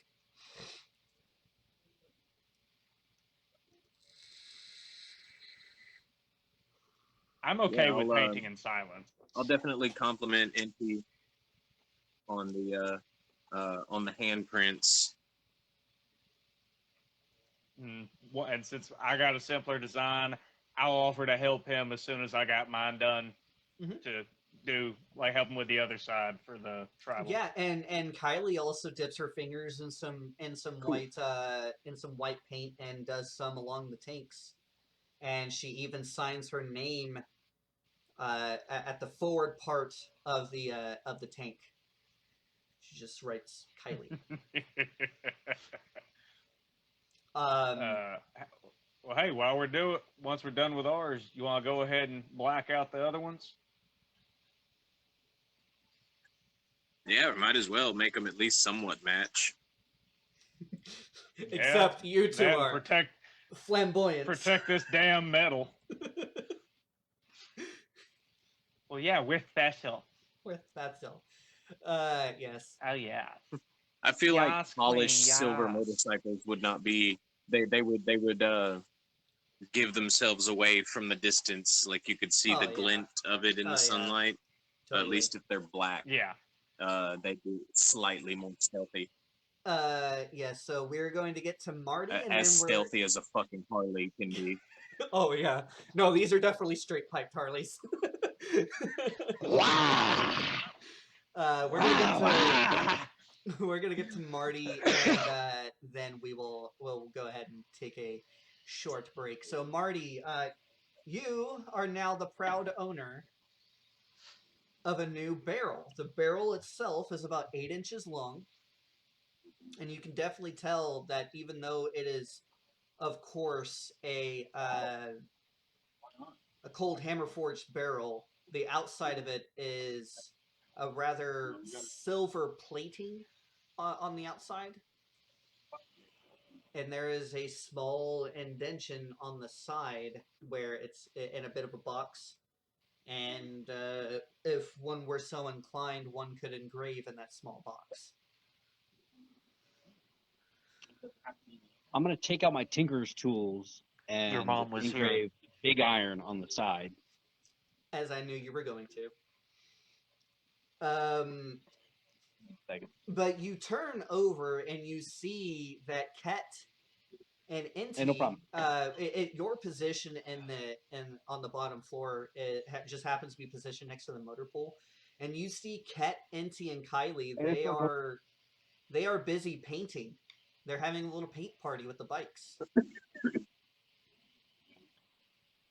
gonna walk over and grab black spray paint, and the only thing I'm gonna do on my bike is on the gas tank. I'm gonna paint a set of crosshairs and one like rifle cartridge bullet Mm-hmm. because my fucking sniper shot. Well, they seem. Crosshairs, that's what you need on a tank. Oh yes, wonderful. So they seem to be in the process of painting. You could definitely tell which ones that they've claimed because they have different colors on them, but they seem to be painting everything else in a black color. So, what color are you wanting your crosshairs and single bullet? What colors do we have? I'm sorry, I missed that. Just say a color. Black. All of them. Well, black on black. That's not gonna. The whole show bike is Okay, red. red. I'm not gonna say anything. So a red, You can shut the fuck up. a red. So This guy. on the tank, you're painting a red crosshair, and pretty much right next to it, you're going to try to make a bullet. Yeah. Okay. Well, you two are busy painting. Kylie is just dreamily dipping her hands in the black paint and just rubbing all over the bikes in a rather hippie like motion. And you see Marty come over. in the wind. You see Marty. He ends up approaching, and he finds one that strikes his fancy. You now also, as well, Marty, have the description of the bikes. Now, since you have seen the bikes, they are up armored and they are lean, mean fighting machines here. But yeah, Marty approaches. Are you going to say anything to them, Marty? I will definitely greet him. Ask him if he likes what we've done. I'm gonna slide my rifle into the holster and test the fit. Like a glove.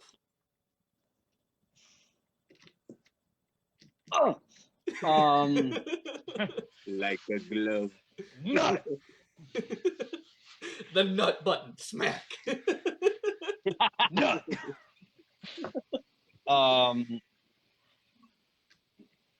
just gonna kind of set my things in the saddlebags and paint my bike. Don't really have anything to say.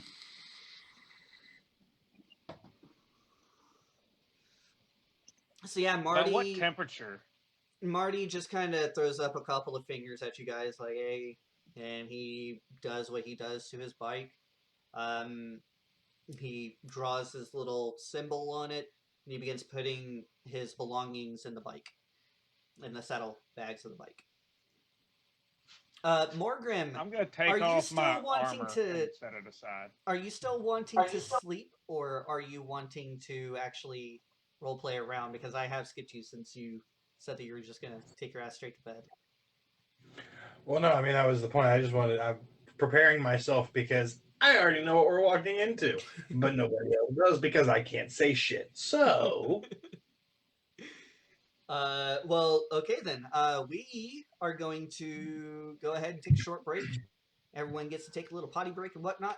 And yeah, we will catch you guys back in about maybe 5, 10, 15 minutes ish. See you then.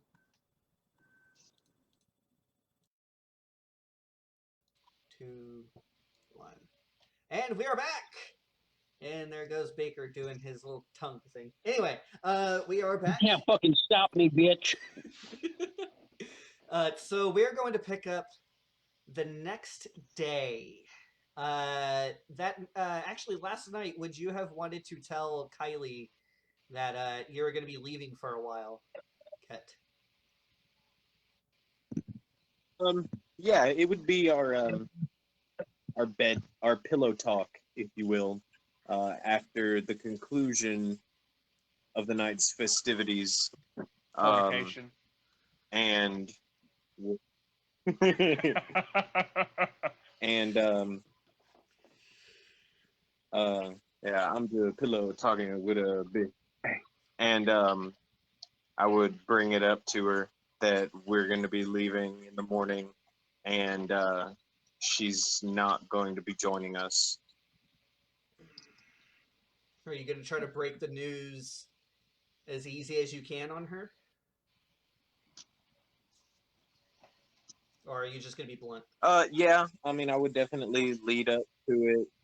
Okay, I would lead up to it, by saying that she has her own duties here with the tribe, and that this is going to be a very dangerous ordeal. That I think it would be best for her, as inexperienced as she is, to stay where her skills are more useful. Come back with this biker upon it. uh, well, since you are mentioning that she has duties to the tribe as well, and that she would be best suited to the tribe here as far as contributing, go ahead and make a persuasion check at advantage. Nat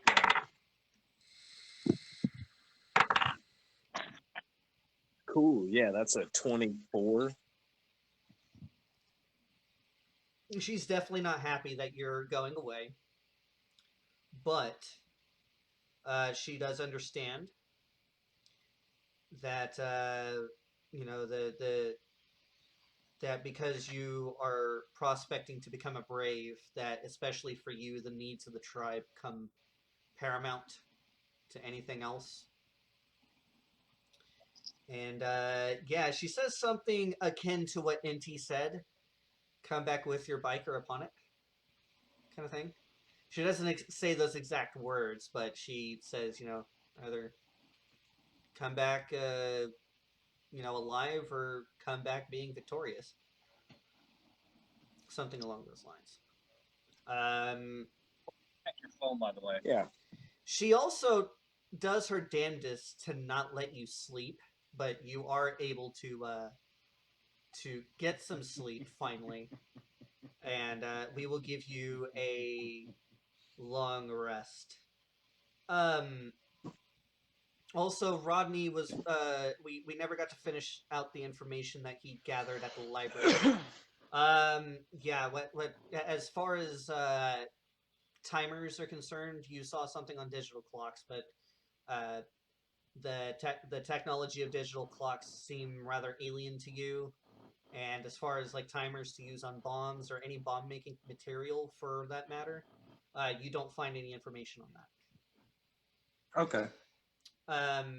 Now someone did something rather cool. Um, oh yes, it was back in the confrontation with the High Chief and the Chieftain and Chandler. Whenever you guys were having that conversation, Inti said in Sue, ever vigilant. And for that, in embodying the true form of being a brave, I will award Inti with a inspiration die. I will also award Tally that up right there. Ket, because of his awesome paint job on his bike, an inspiration die. For winning a game of poker with 3 fucking straight flushes in a row, I am going to award. Yes, that's exactly what the fucking dice told me. I will award Marty with some inspiration, so you have an inspiration die. And for Rodney, because he was actively seeking out information on the mission and trying to get the lay of the land and whatnot, I will also say that you were able to hand draw a map as well, Rodney. Because you Awesome. aren't, So I don't yeah, check out the you aren't able to take the book with you, but I will say that you can hand draw a map. I will award you with an inspiration die as well. Yes. Hell yeah! So That's now right. that, Hail, praise Dale.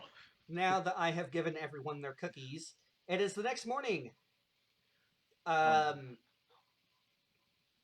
Morgrim wakes up first because he went to bed first. Morgrim, is there anything that you would like to do before everyone else wakes up?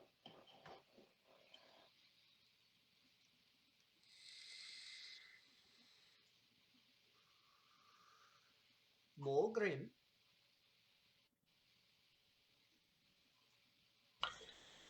Sorry, I couldn't hear anything. I was trying to fix my settings. You wake up before everyone else. Oh, I'm going to go pray. Well, not really pray, but more call on Zadkiel. Give him the good news. So Could he just you're in your private quarters that have been kind of set out for you. You get down on your knees and pray for Zadkiel to come. We shall roll. Father, send Zadkiel to me. We shall roll, see if he answers. And he do. Oh. You hear the classic flutter of wings behind you. You turn, and there is Zadkiel sitting down in a chair reading a book with some glasses and a cup of coffee next to him. Well, good morning. You've had a good night's sleep, I see. Well, when they tell you you're moving out before first light, it pays to go to sleep early. And I say, just kind of rubbing my eye. So what is the nature of this visit? He says, turning a page. They're sending us to Joplin.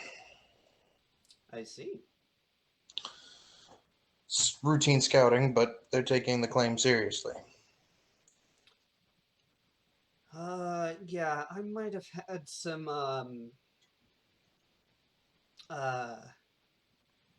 influence on that, so to speak. He says, pushing his glasses further onto his face and taking a sip of his coffee. I'm going to assume there's a water basin in this room, at the very least. Yeah, there's a rather large bowl of water that you can just kind of wash yourself up in. Yeah, I'm going to walk over to it and splash my face a little bit with water. Well, I appreciate that. It's not like I can just go walk around telling everyone I talk to angels now, can I? I am rather happy on how discreet you were being on that. Well, I do what I can. But we head out soon. Anything in particular as far as information you're looking for when we get there?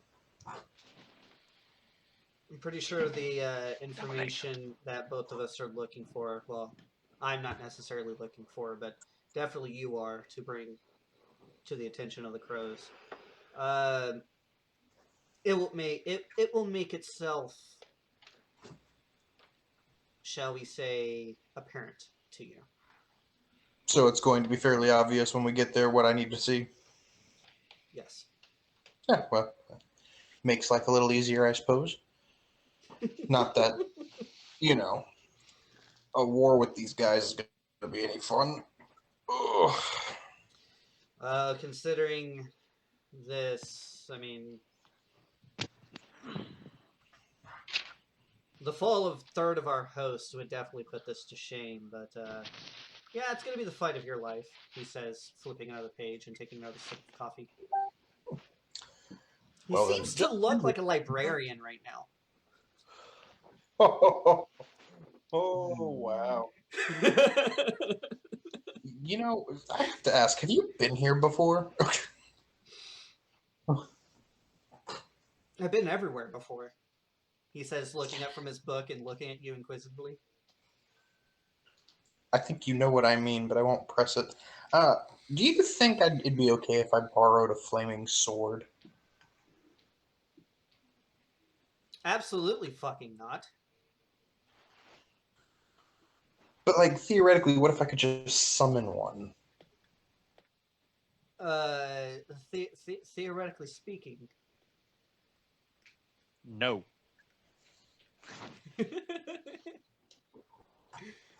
Are you That'd talking? be like a Are you whirlwind. are you talking about like a spell? I'm assuming it's like a booming green blade or Pact something of like the that. blade. Huh? Pact of the blade. Oh, is this where you're getting your pact? No, that's third level. No, that's next level. But I'm trying to. I'm setting it up. Okay. I'm theoretically setting it up. Well, If you think that I'm going to let you loose on a world with one of our weapons, you are sadly mistaken. But what about like a toned down level? I feel like if I touched an actual flaming sword, I would just disintegrate. Yes, you would. Especially that infernal blood pumping through your veins. And he closes the book.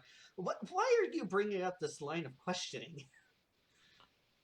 Oh look, I'm just exploring options for potential bad things to come. Okay, I know we're fighting something that's much larger than us. I'm just thinking out loud.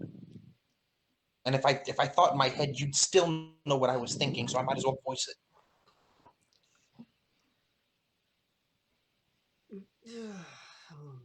Mortals. We might be able to come to an arrangement, but I do you understand how many strings I'm gonna have to pull? I mean, yeah, but it it would be for the use of the mission that you continuously change. Well, yeah, you're at my beck and call. He says, looking at you inquisitively like you expected anything else. I mean, technically, I'm at his beck and call. You know, the big H. And by by proxy, my beck and call. Yeah. Well, yeah. You know, okay. You know what? We'll just leave it at that. A lot of strings have to be pulled for the big flaming doodad. Got it. Yes. What an odd question to ask. Anyway, You gotta admit, though, it would be funny letting me loose with one of those things.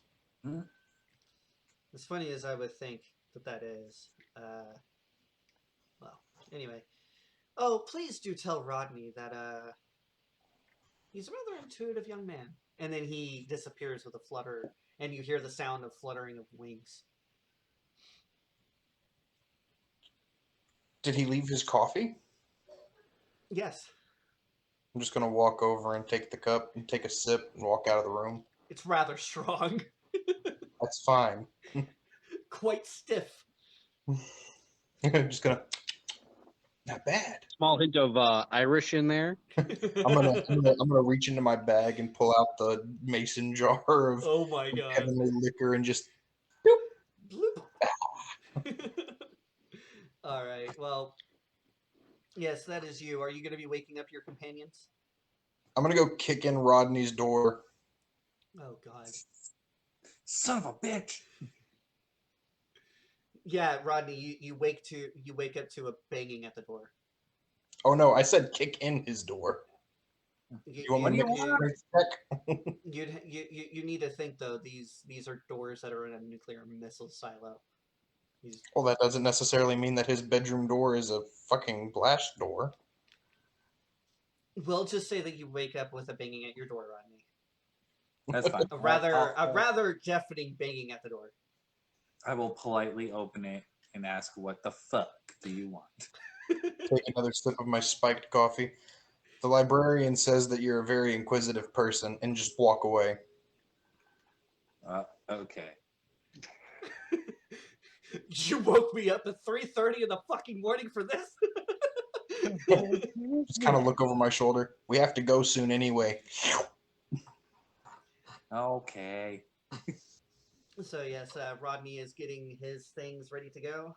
I'm assuming you're waking up everyone else. Right, Pilgrim? I'm gonna politely follow and wake up the other ones that he doesn't. Loud banging. Yeah, so let's see who gets the loud banging at the door. So NT does. Who are you waking up? Rodney? See, he woke up NT, so I will go work up Ket. Ket, And his you lady. get a gentle knocking at the door. Kylie wakes up and answers it. As he approaches my door, no, as he approaches my door, he's going to hear slapping and heavy breathing. You dirty bitch. The door and hearing the clappeth of cheeks. So Y'all been fucking in here? I was like tuning. have you been up all night? No, we just woke up early. Okay. Woke up early, got morning that quickie, good got Sunday. it. Wonderful. Yeah. Yeah, so you, as you begin getting closer to the That's door, raw. you're hearing rather wet-sounding slaps of meat and grunting. Rodney, being the young kid he is, will be cheering Ket on as he's approaching the door. You hear from outside. You what can what do it. what does Ket hear from outside? Rodney. Get it, get it, get it, get it. Hell yeah!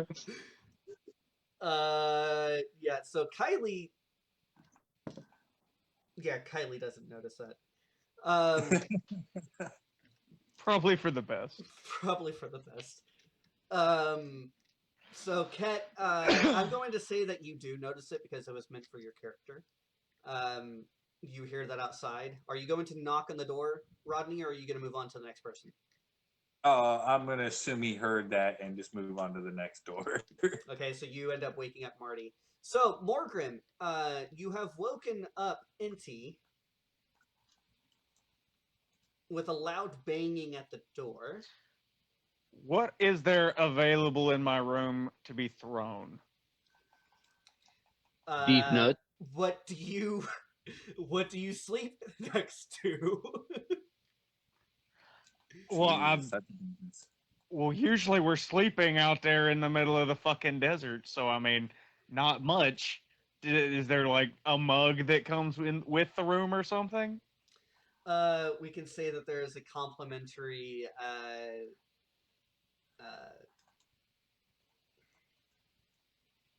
I don't know what would we'll say a mug, like yeah, a mug of Okay. ale that you just kind of drank and then went to sleep. Okay, yeah. As soon as I open the door, I want to slam it or throw it at his face. And tell him Why to not fuck both? off with his loud shit. I will roll to dodge that. You want to roll to dodge it? Okay. As long as this stays in roleplay and does not move past this scene, I will allow for a contested roll of Inti rolling an attack roll for an improvised weapon, which will just be a d20 plus your strength.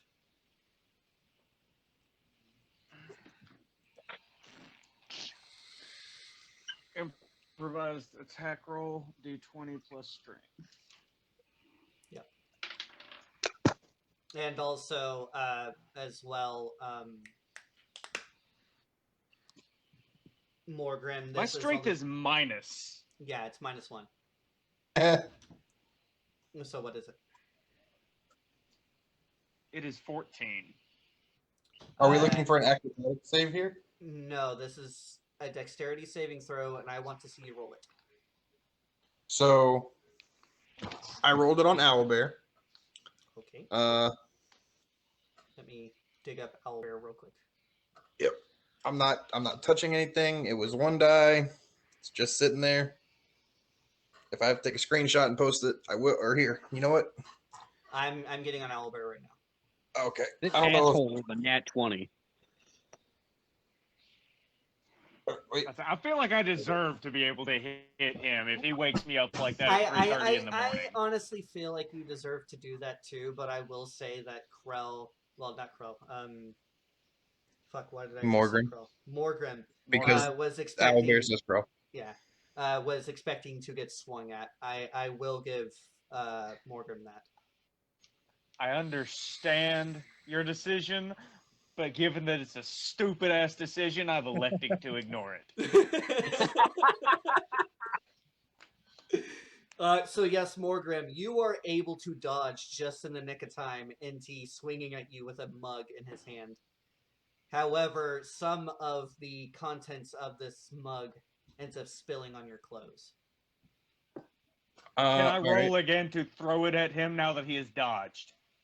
That's not how that works. You're still. I'm assuming you're still within a 20-foot radius of me.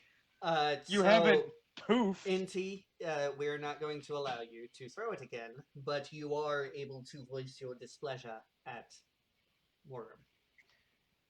You fucking cocksucker. Don't wake me up like that, or I will run you over with a motorcycle and then feed you your own balls and then slam the door. So I'm gonna open the door again, snap my fingers, press the digitation. I'm clean. Set the spiked coffee in his room and say, "Enjoy." Oh, by the way, we move out shortly, and just walk off. And so are you going Let to him walk away. Let him walk away with one thank you and innumerable cuss words. That's fine. I accept this. You take a sip of this coffee. It is rather stiff. Both That's where you came in. When I realized there was alcohol. both in One the sec. content of alcohol and in the content of caffeine. He's answering phones and such. So yes, Ket, after you are done with your passionate lovemaking with your significant other, actually no, hold on a second. We need to come to Marty and Rodney. So yes, Rodney wakes up Marty. How are you doing this, Rodney? Oh, just a nice polite knock on the door. Just ding, ding, ding, ding, ding, ding. So I come out of my room, Magnum in hand. So it's all you see is the barrel, the receiver, no cylinder, no grips, and barely a trigger group. And it is in your face. My hat is cocked sideways, and my leather duster is just rumpled as shit because I was staying up a little bit late, maybe tinkering. And the gun is out, and all you hear is, "Why does it smell like tuna?"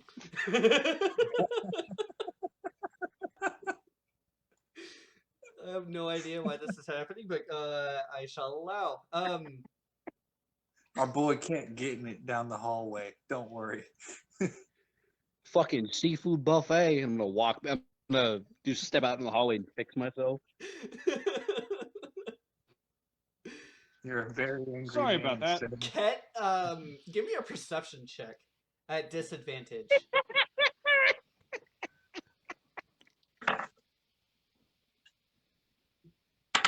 Please hear that. So that's a 6. You hear some yelling down the hall.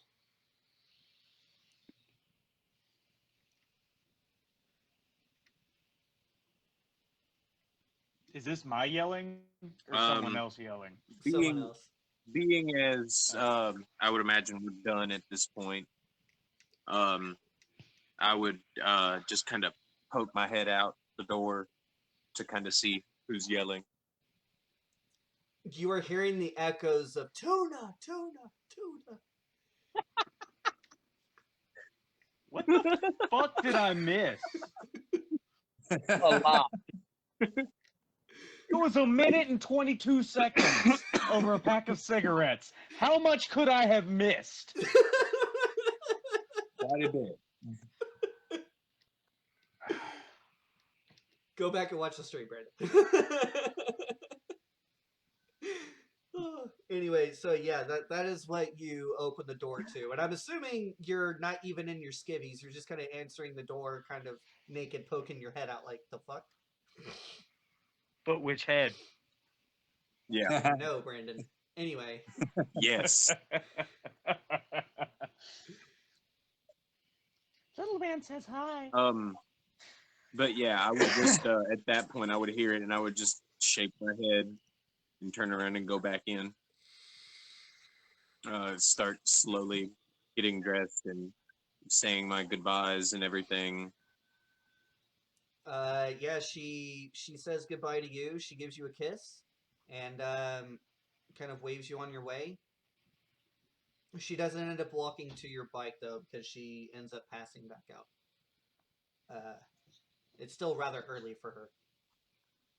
But yes, everyone, once they are all dressed in, groggily, other than Morgan, because Morgan is an in bed by 6 type, ends up finding their way down to the motor pool. Chandler is already there waiting. And you see that he has a truck. It's about 2-3 times the size of the buggy. Has a rather large roll cage. If you can imagine, like I think like a dune racer truck, with big fucking tires, big roll cage. Except this is, instead of it being fiberglass for speed, it's steel, and there is a 240 mount up top. Um, and there's also a bit of a spot where you can kind of roll a bike up, so that way one of you guys can roll your bike up, man the 240, and if need be, you can just get on the bike, gun it off the truck, and go off, kind of thing. He seems to be placing fuel in the back of the truck. Several jerry cans of fuel.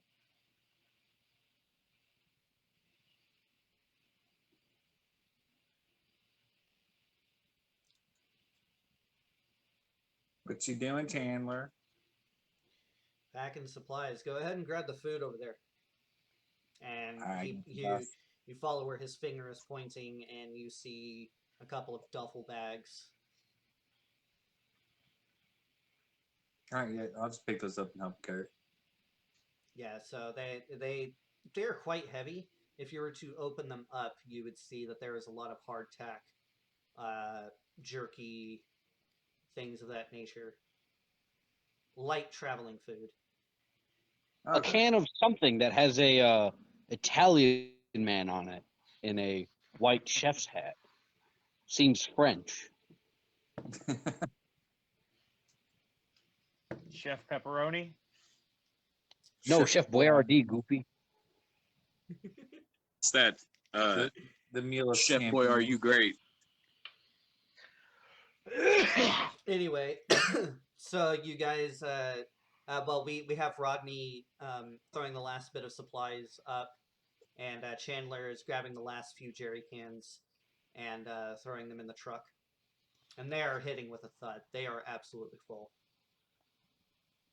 You see some attendants out here are they're beginning to like they're just finishing fueling up the bikes with large gas cans, as they're pretty much just topping off the tanks and closing the caps.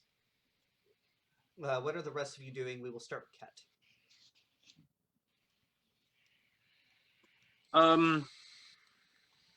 What am I doing? How long do we have before we like straight up hop on and get out? Probably as soon as you finish fueling up, packing up all of your supplies.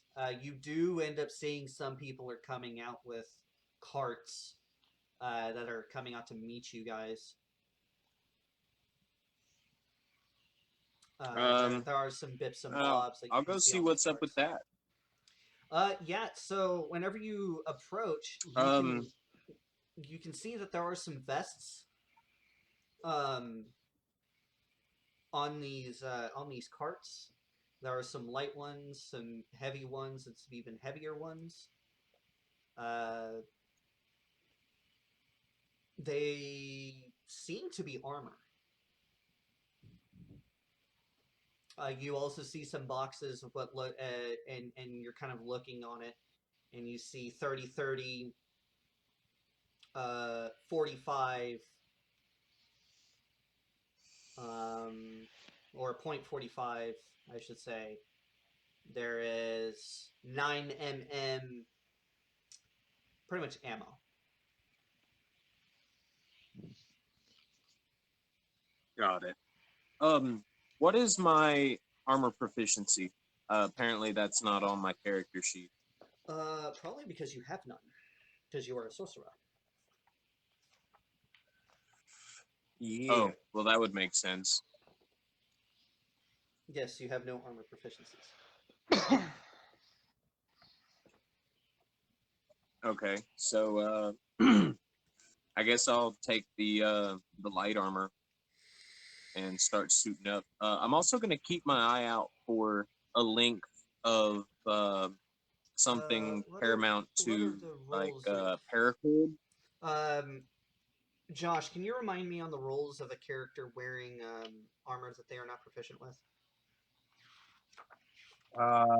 It's usually a penalty to Dex.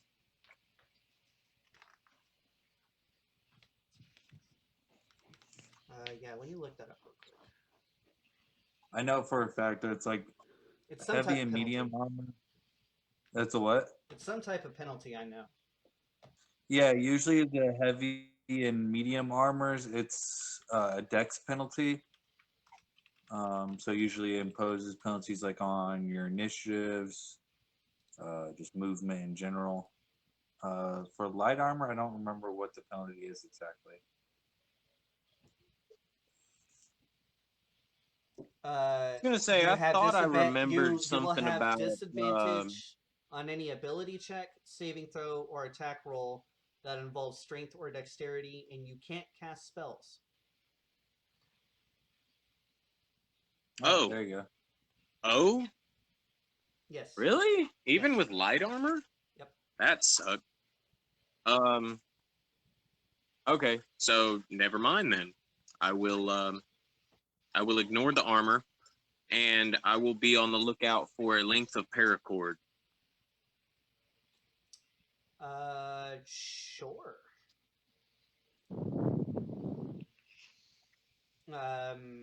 You are you trying to get something akin to a rope?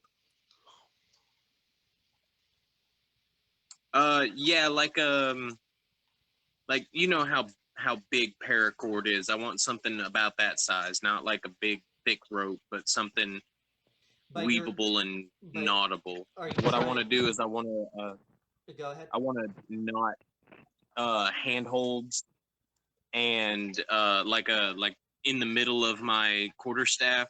I want to make a knotted handhold in the middle of it, and I also want to make a monkey's fist to go on the end like a dongle. Oh, okay. Yeah. So just something for flair. Yeah, sure. You can definitely have that. Are you wanting to stock up on ammo?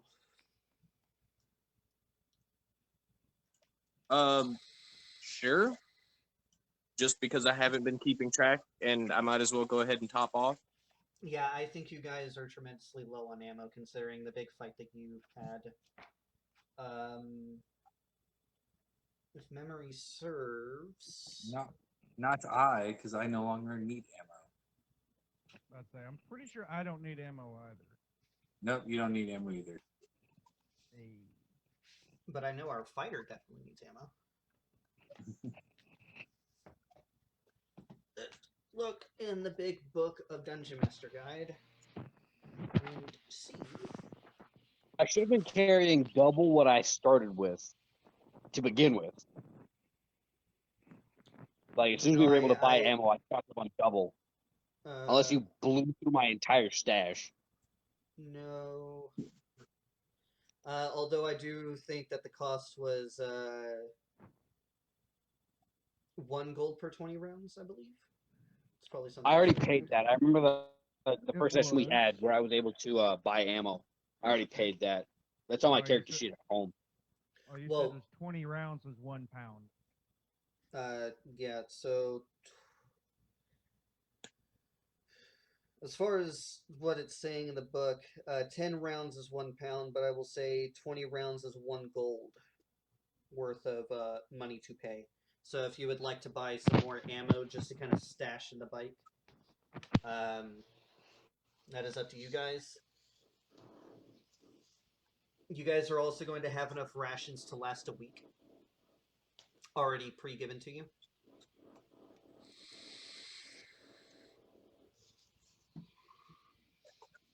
So there is no need for that. But if anybody wants to buy ammo, now is the time. Also, if you're wanting to buy armor, the armor that is provided for you. I don't even use ammo. Well, yeah, I know, but I shoot beams of light. I have a hard light weapon, Apocalypse. Because we now have the repeating shot modification on our weapon. Do we I'm really a need to buy it because it's the tribe is supplying us with Yeah, supplies for a trip that they're sending us on?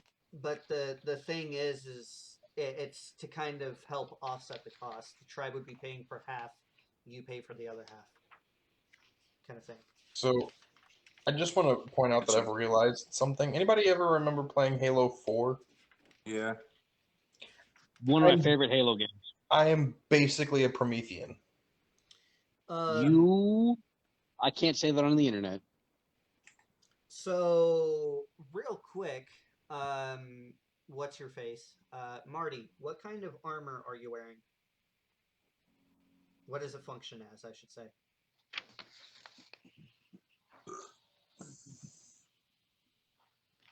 Because I'm pretty sure I give you light armor because of how we did your loadout. I hear you. We can't hear you, Marty. My leather duster is my leather armor. Okay. So that's what I have. Well,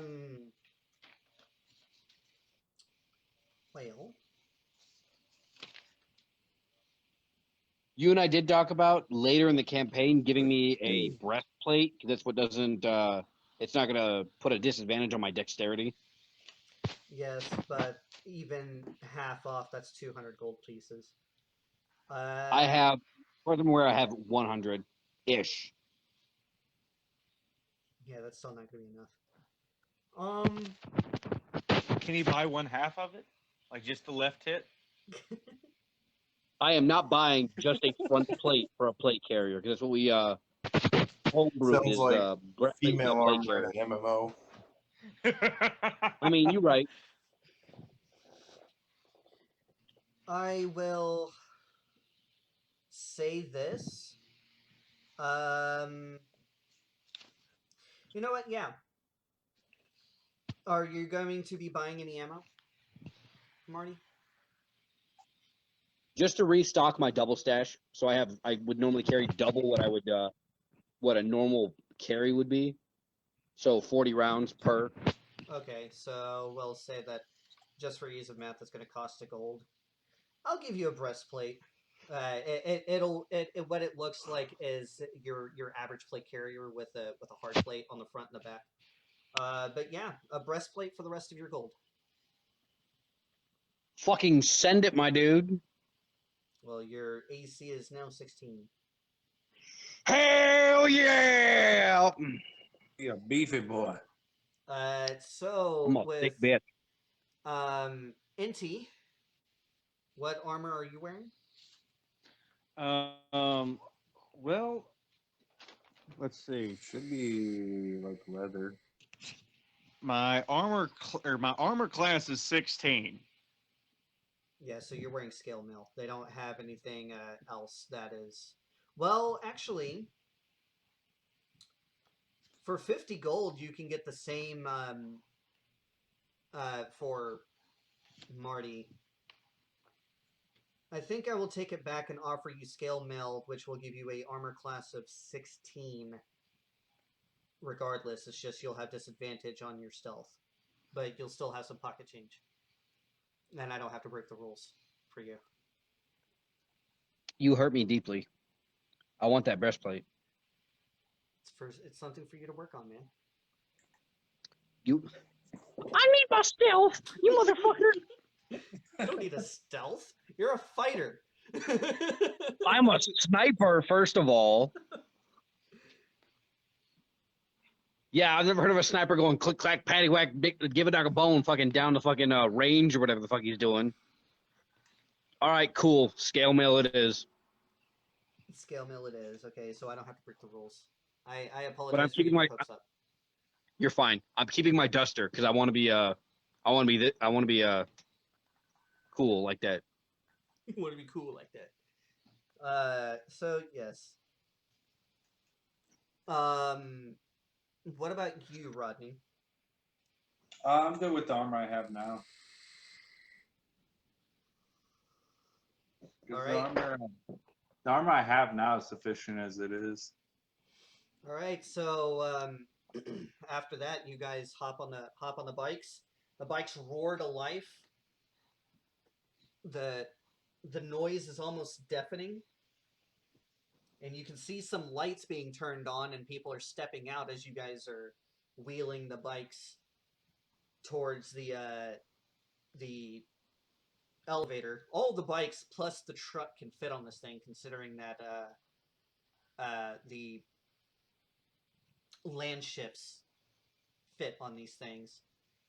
You're there waiting for about 15-20 minutes when you finally see an all clear thumbs up. And again, the spinning strobe light contraptions begin turning on. There is a alarm being blared as the silo door above you is opened. Once it reaches its open position, the elevator begins rising until you are at the top.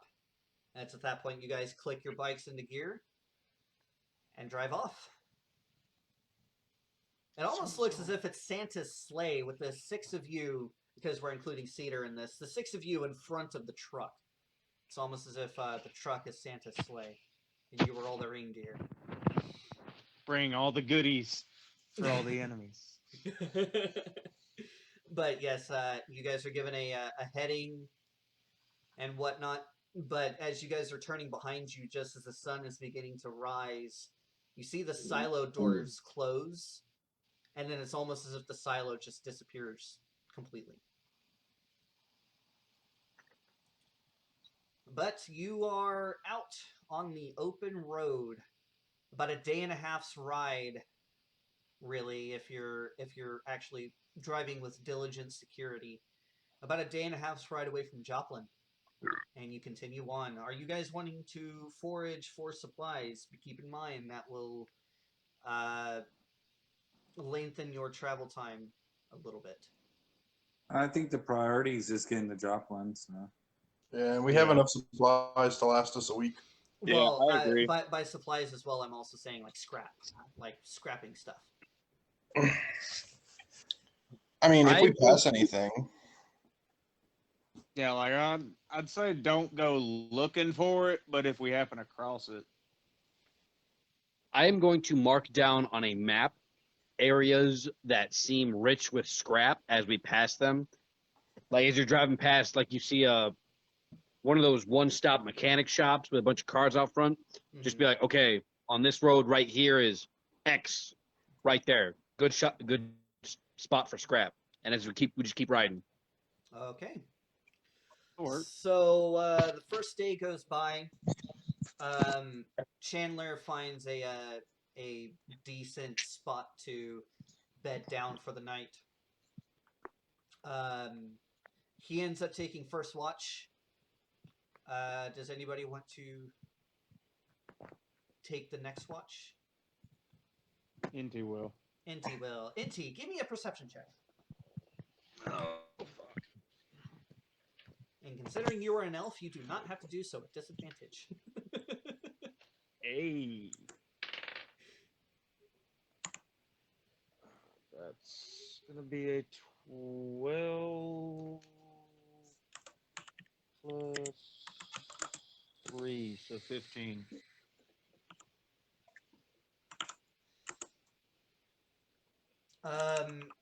You don't see anything off. What the fuck did I just say? Off of the distance.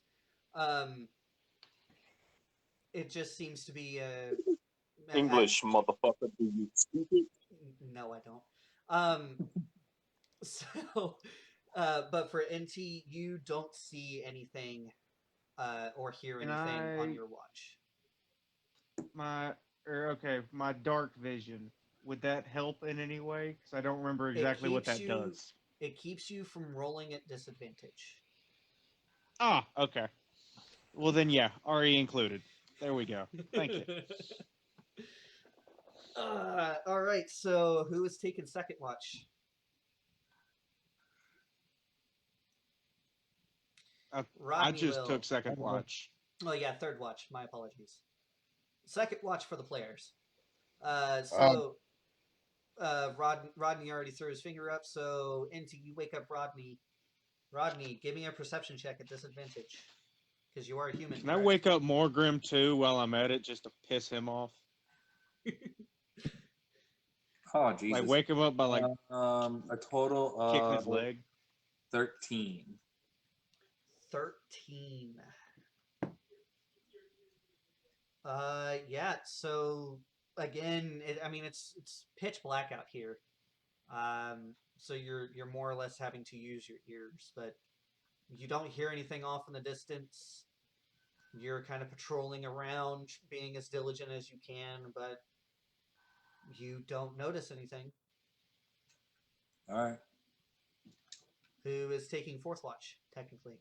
Third watch for the players. Marty Robbins. Marty Robbins. Yes. So Rodney, you wake up Marty. Marty, give me a perception check at disadvantage.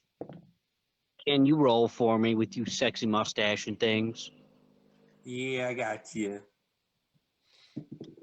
Who the fuck would... I'm the one with Who the are you? sexy mustache, bros. You know what? His might be better, so I'll make Josh do it. I don't know. I don't know. You might want him to roll for you. Hey, Warren, you and your sexy mustache and beard. Can you roll for me, please? Appreciate you. So Marty, you're walking around and you're cradling your rifle in your hands as you usually do, and you hear a snap and a growl off to your right.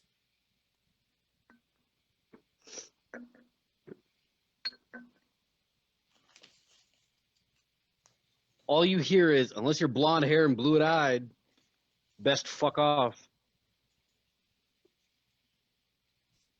That's racist. I have a thing for blondes. Fuck you. Are you standing in a threatening stance? Squared the fuck up. Go ahead and roll me an intimidation check. Mr. Warren, with your sexy mustache and beard, can you roll it for me again, please? Don't fuck me on this. Doing all right. You hear barking. Uh-oh. 1 sec.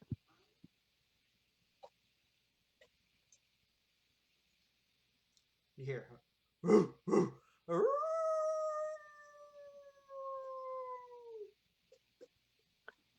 Can I tell exactly where it's coming from?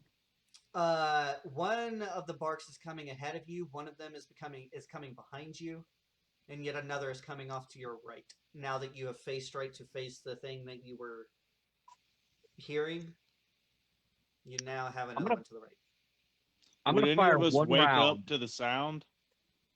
I'm gonna fire one round off into the distance, straight at whatever was howling. Yeah. So with everyone's passive perception, with that, everyone would be waking up to to a chorus of barking and howling. Oh no! I just got to sleep, man. What Kent would immediately wake up and hear this and look to the moon. What does he see?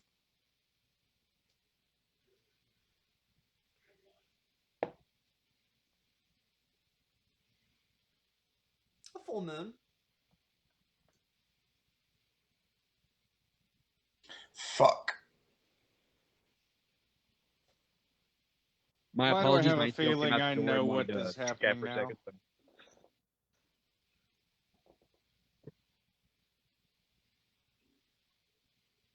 So what are Yeah, you I doing, will Marty? immediately get up and assume defensive position against the nearest sound. Is this before or after I fired the one round? Because I said I'd fire one round off Okay, into the distance. so you fired one round off the distance. Are you firing towards the sound? Yeah, as close to as pinpoint as I can get. Give me an attack roll at disadvantage. You motherfucker. Can you roll for me? Yes. Thank you. Wow. Fucking dirtbag. You fire off, and you hear a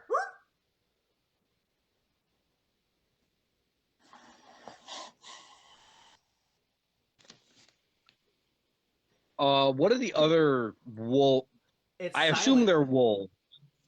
It's silent, and you're hearing some whining off in the direction that you shot. I wish I had a fucking flare gun right now. You do have people with dark vision. I'm gonna yell, Morgan. You got dark vision, right? I do. I'm gonna yell Morgrim front and center as loud as I can. Oh, so I'm gonna get up, stretch a little bit, and mosey on over. Oh, what'd you shoot? Pretty sure it was a wolf, but you never know. GM, am I taking notice of the nighttime environment? Yeah, it's a full moon now.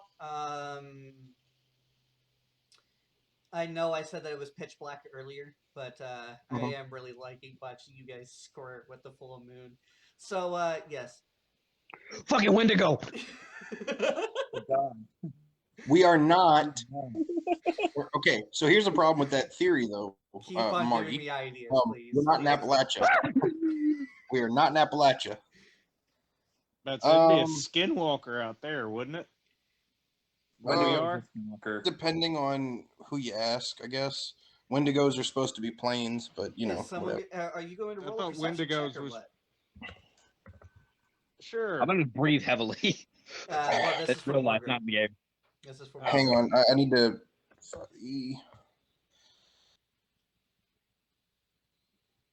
I just wanted to check I just wanted to check something on my prestidigitation.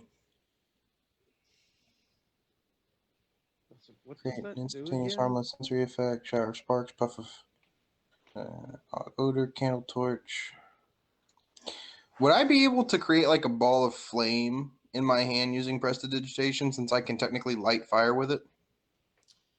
I have always rolled it as so, yes. All right, so and would I be able to throw that ball of flame? I mean, obviously it can't do damage, but can I throw it out in front of me? I will say no. Okay. So I'm gonna light a ball of flame in my hand just to kind of give everybody else a little bit of light to see. And I'm going to peer out into the darkness in the direction of which Marty shot. And you're going to give me a perception check. I almost threw my phone. Sorry.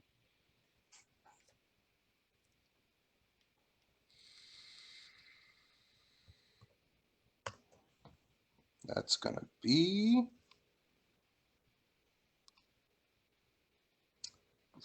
a 10. A 10. You don't see anything out there. As far as, can I hear the whining? You can. Could I give you a, would that be a nature's check or a animal handling check? If I could try and determine what the sound is. I think in this situation it would be more of a survival check. Because I know you're trying to pinpoint what it is without actually seeing it. That sounds to me more or less like tracking, so that's why I'm rolling it as a survival check. All right, can I roll survival? Yes, you may. To try to ascertain what that noise is. That's going to be a whopping 20 unnatural. Sounds like a dog. Like a dog? Can I cast detect magic? Something that I don't want to come face to face with. Wait a minute. I have a question. And I guess this would probably be a history, I would think, because it's a full moon. They're obviously magical species. What do I know about werewolves?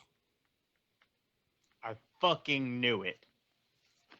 We're gonna move on from you. Inti, you've been trying to say some stuff. What's up? I was gonna ask, can I cast detect magic? Uh, sure. All right, you're gonna have to tell me how to do this though. I have not done these spells yet. You can cast whatever the fuck spells you want, my guy.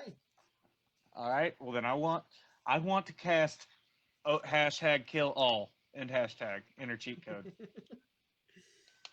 Detect magic.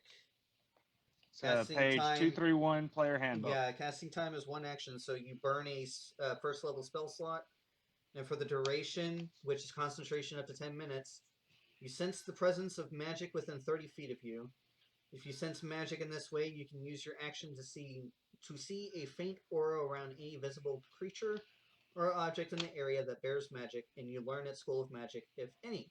The spell can penetrate most barriers, but it is blocked by 1 foot of stone, 1 inch of common metal, a thin sheet of lead, or 3 feet of wood or dirt. All right, do I need to roll for it? No. No? No.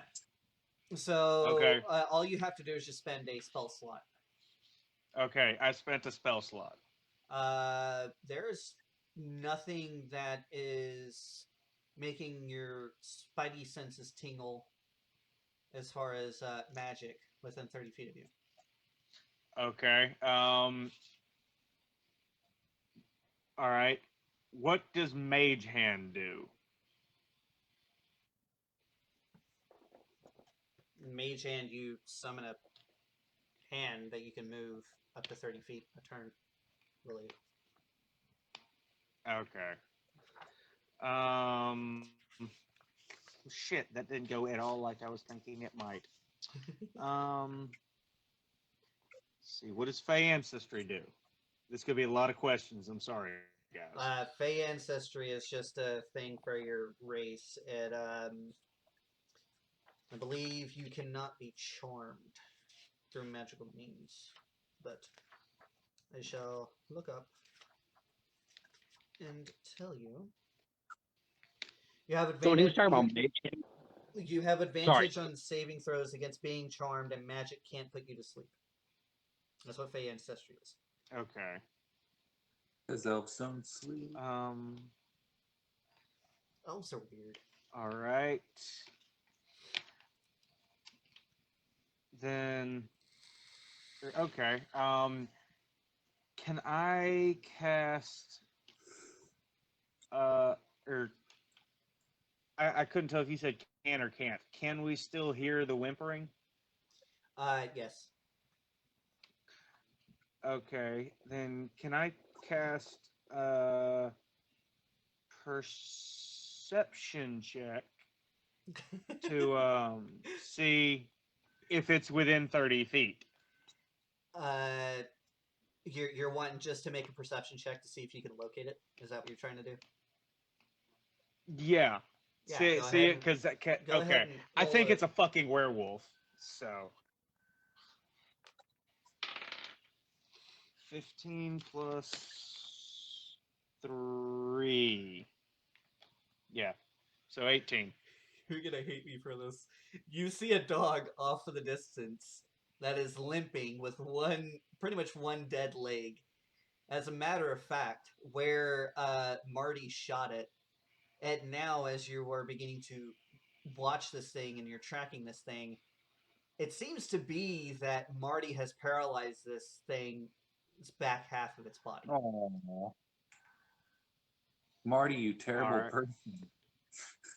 All right. I want this pet dog. I'm gonna go heal this thing. No, hold on. I would like to cast Cure Wounds and bring a piece of jerky with me. Fuck you. Sure. So you're gonna walk out to it? Yes. I hope it bites you. It's a dog. I'm okay with that. It's a wolf, first of all. Second of all, he said fuck dog. You. He said dog. He said dog. Does a 16 hit? I have 16 armor class. So it does. So yes. All right, let me look up the stats real quick.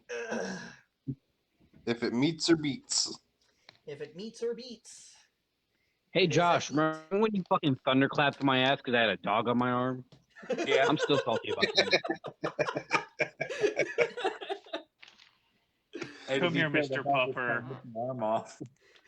Hey, puppy, it's okay. As I sad as will it name is, him. anybody I remember the will time name I him nearly killed Cujo, and he Kobe? will be mine. And he will be my Cujo. Anybody remember the time I nearly killed Kobe on accident? When have all of us almost not killed Kobe? Yeah. That Look, to be fair, it was a shatter spell. It should have killed everything in that room. Oh, definitely should have killed everything in that room. Shatter was like one of my favorites. my favorite part of the last campaign was when Warren allowed me to break through the wall. That shit had me on cloud 9 for like 2 days. So, That shit NT, was- you take 4 points of damage as you're about to touch this wounded dog, and another one from the right attacks you. Okay, but I didn't get to cast Cure Wounds. No, you did not, because you did not get to touch the dog. Then I would like to cast Expeditious Retreat instead. Oh, also, I'm going to need a strength saving throw from you, NT, if you would please. God. Not NT. I'm just gonna hear Morgrim off to the back. This is why we don't touch regular animals.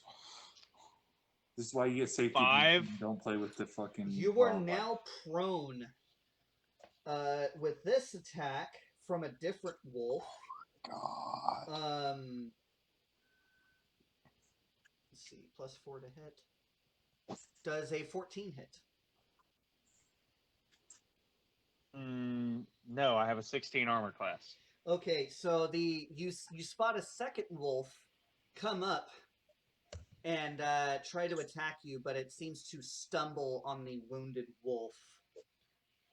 Can I pull out my knife Looking and try to take an around, attack of opportunity? No.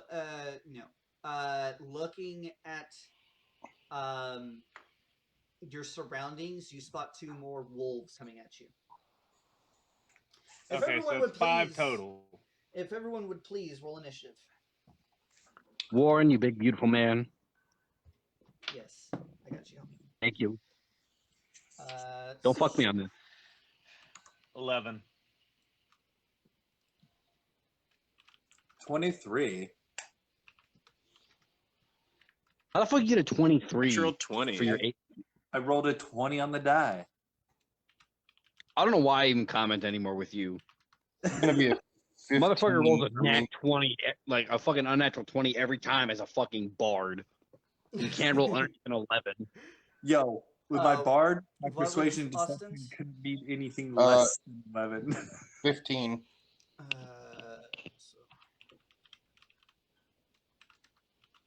What was NT's? 11. And Ket.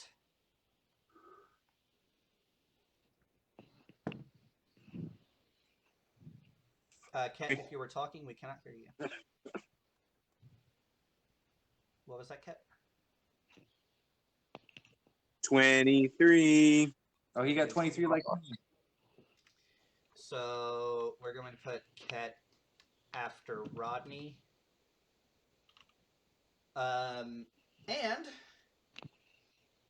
it is show time. Hell yeah. Let's go ahead and put the wolves right here. That sucks because NT is last in initiative. Ooh. What did I get? 20, not natural. Nice. So first up is Rodney. Rodney, you're kind of peering through, and you are hearing NT. I would imagine he's grunting and cursing at the moment, but you are hearing And that, yelling that there's 5 of them. and, But I can't see them. not at this juncture. if we had the battle map, which we don't because I need to make up a new battle map because of this new thing that we're using, he would be about 45 feet away from you. Oh, okay. In that case, I will grab my rifle and I will make my way towards him, so 30 feet towards him. Yes. Now you are seeing two wolves on. Well, technically three, but one is wounded. You are seeing two wolves on top of Inti. Oh, well, shit. One of them has its teeth in Inti's arm and has brought him down to the ground. Well, that's the one that's about to get. Bro, you said it fucking was a blasted. dog, not a wolf. Yeah, so I'm gonna take an attack against that one, Okay. and I'm gonna use my sharpshooter, so I'll take the -5. But since now I have a +6 on my rifle, I get a +1 to my roll. Yay. Oh, does an 11 hit? An 11 does not. Oh, Hit, then I you miss. fuck. So that is your turn. Next is Ket. You see Rodney go out.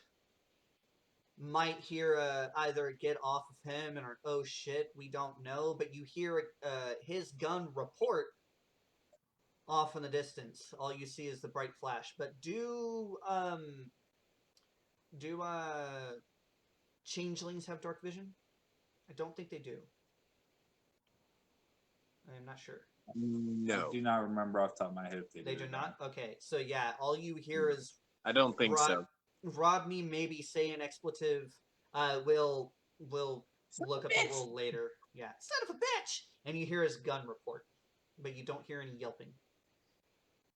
Okay. I'm assuming I already have my pistol on me. Yes.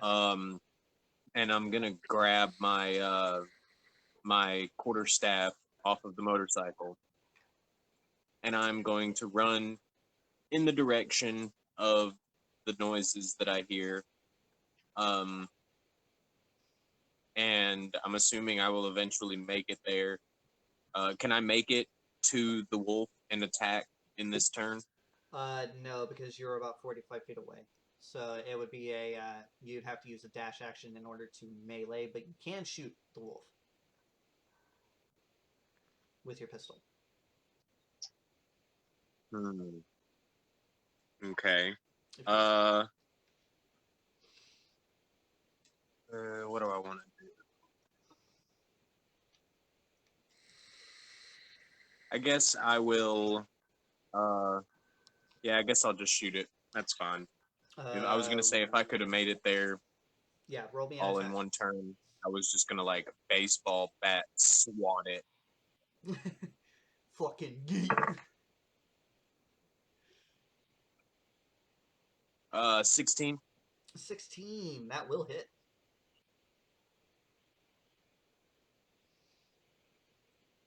So go ahead and roll your damage. And I'm actually outside smoking a cigarette, and I only brought my D20 with me. So, so the damage is 1d6. if you would do me that solid. 5 plus your dex. What is your dex? 3. So you deal 8 points of damage. It is hurt, but not dead.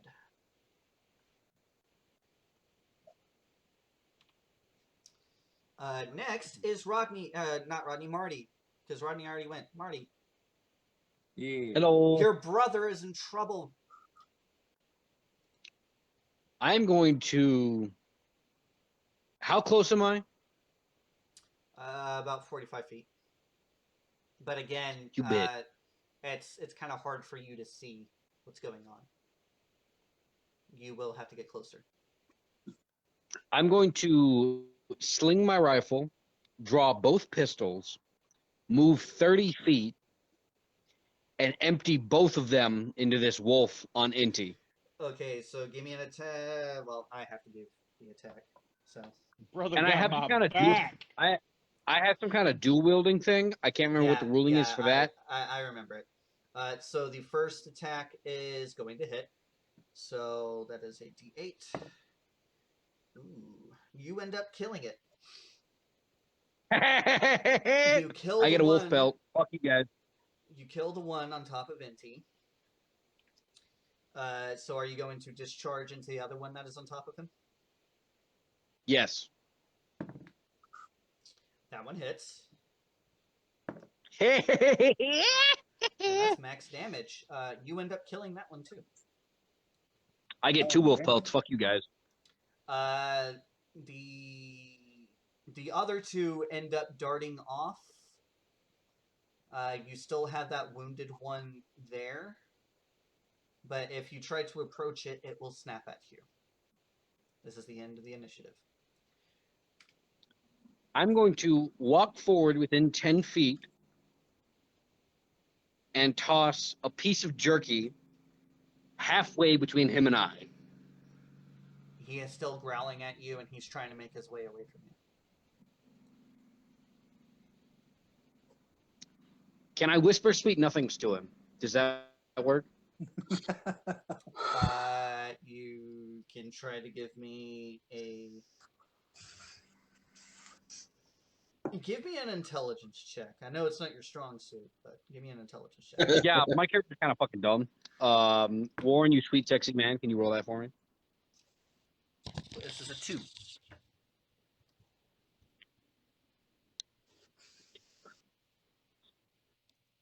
All right, I'm just gonna stand up and shoot the fucking dog, I guess. Just fucking, yep, fuck it, clap. Oh, I was about to say you guys from the back of the group hear a hammer cock and a flash of light could just shoot out the end of my pistol. I'm over this. So yes, you have 3 dead dogs on the ground. The other 2 have darted off. I get 3 wolf pelts. Fuck you guys. Yeah, that's right. You better fucking run. And they all turn back into humans. That's aggressive. Yeah, Inti, give me a Constitution saving throw now. Oh God. Nat 1. I'm kidding. I'm kidding. It's amazing how I could just give you guys just a small description, and your minds just go way out there. Y'all can't see me because I have to turn off my camera to you guys in order to show it to the stream. But I was just sitting here silently laughing to myself. By the You way, gotta be fuck careful. you. You said it was a dog, not a wolf. Well, Fuck you. the stat block 4 legs, is it barks, called it's got a wolf, tail. but Fuck it. yeah, It's got a it's the same fucking thing. Just one's Look. feral. All I'm saying, Warren, is luck favors the prepared. Anyway, yes, you guys end up bedding down for the night. And, Again. yes. And tonight, this time, they definitely do not want to try their luck against you guys again. So, they end up staying away. It's an uneventful night. And Mr. Warren, can you put what's up?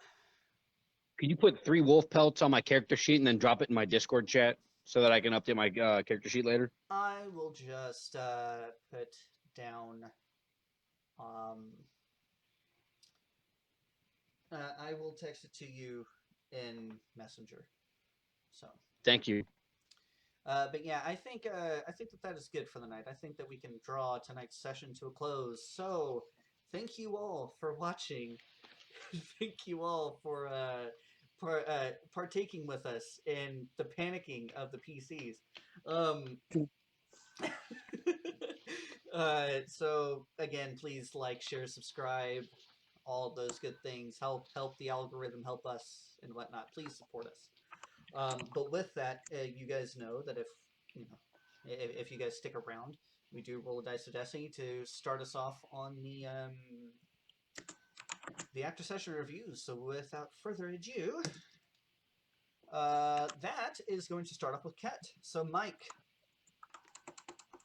what is your after session review?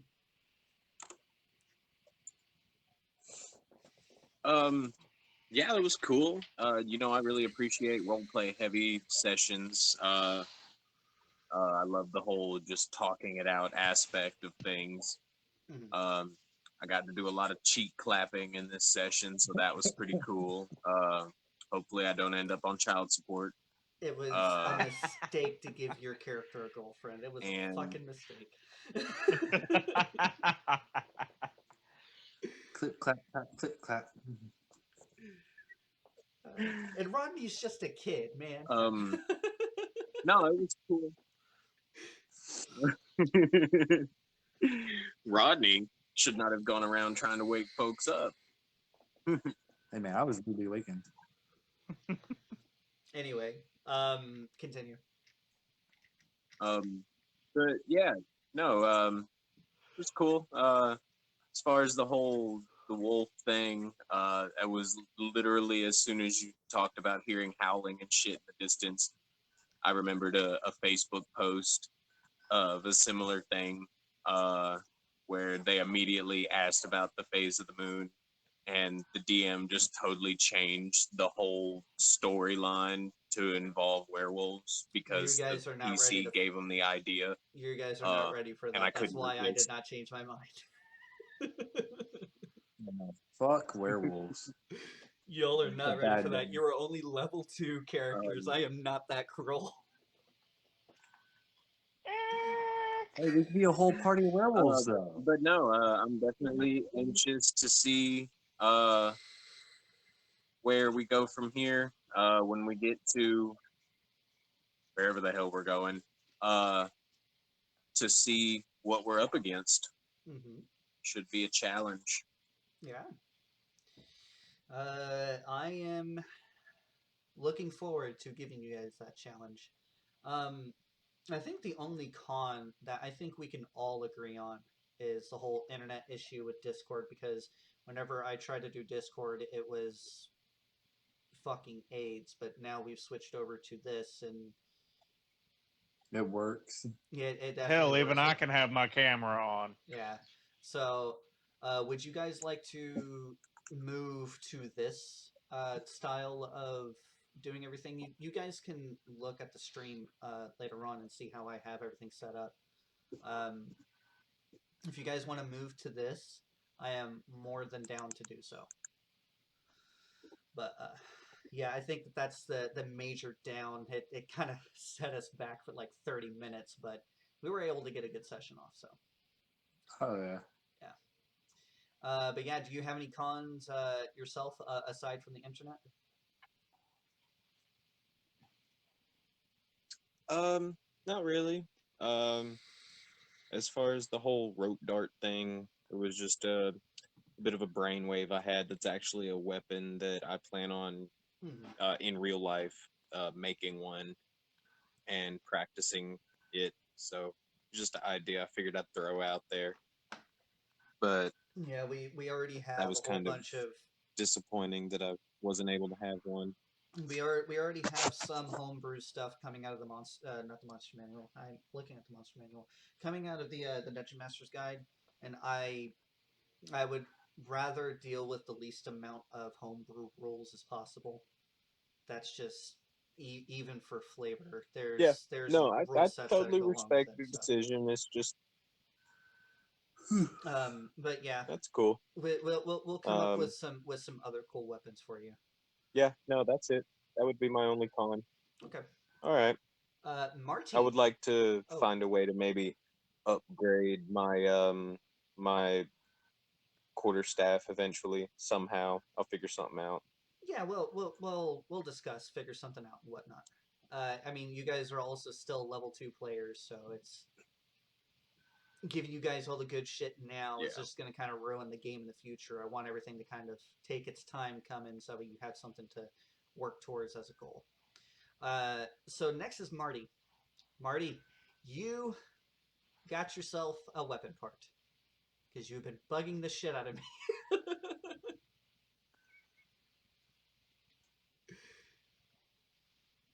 If you were talking, we can't hear you. I'm coming. Sorry, I was having a chat real fast. She said. Everything was good. I like doing the messenger stuff. Once I get on my actual computer with better internet, even better Wi-Fi, we won't have as many issues because I know like me trying to be out in my car just wasn't working. Between phone overheating and me trying to enjoy coming off of training, just wasn't working great. And then we started doing this, and it works perfect. I'm thinking that this is going to be our new mode of doing our sessions. I just have to fix a few things with the Streamlabs, but it's nothing major. I can do that shit in like Okay. 20 minutes. So yeah. All right, Jesus perfect. fuck, Cool, that is we a can do that. fat ass cat. Yeah. Well, the thing is, she's only like 5 inches tall. Jeez. I think all of us. I am super proud to see you guys go from being kind of iffy on the role playing to seeing you guys now. And for me, it was a big jump because I missed 2 sessions being in training, Mhm. and now it's great to watch, and I'm super happy that we're able to do it. I'm happy with the way everyone's characters coming. As for cons, I really don't have anything. You guys did a great job. I would have to agree. No stretch on bed. Thank you. So yeah, A we big will. fucking kid. She's a sweetheart when she wants to be. We will move on then to Rodney. So Josh, Yeah. what did you think of the Um. session? Honestly, I'd set to say I'm on par with everybody else as far as pros and cons. I think everyone really played their part. With the exception of you know external things we can't control. Yeah. Um, but I agree with you on the whole Facebook being the new platform for it. Because Discord's always been a kind of finicky, faulty thing, even when I'm just playing regular games with my friends and shit. Like chat comes in and out. I've got authenticating problems. There's all kinds of stupid bullshit that happens. And Yeah, I'm thinking that especially since I can kind of edit what our reviewers are able to see as far as like the Facebook thing is concerned. I think right. that this is a better means. The only thing that I might have a problem with is when you guys don't have your cameras on, your profile pictures show up, and I don't know how you guys are with like privacy and whatnot. So that's probably the only con with using Facebook, but it's definitely friendly on the bandwidth. Yeah, it ran a whole lot smoother. But I mean, pros and cons. I mean, the story's rolling along nicely. I like how my assistants for the library came from fucking uh, Morgrim's, sugar daddy. Mm-hmm.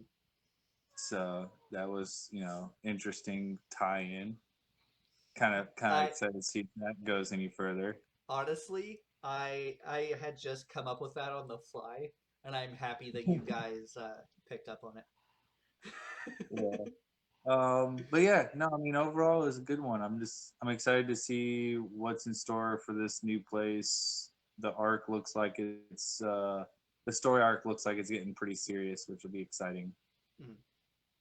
And if it's getting serious, that means it's just continue going up. There's no you know, downtime from this point forward. You know what I mean? Oh yeah.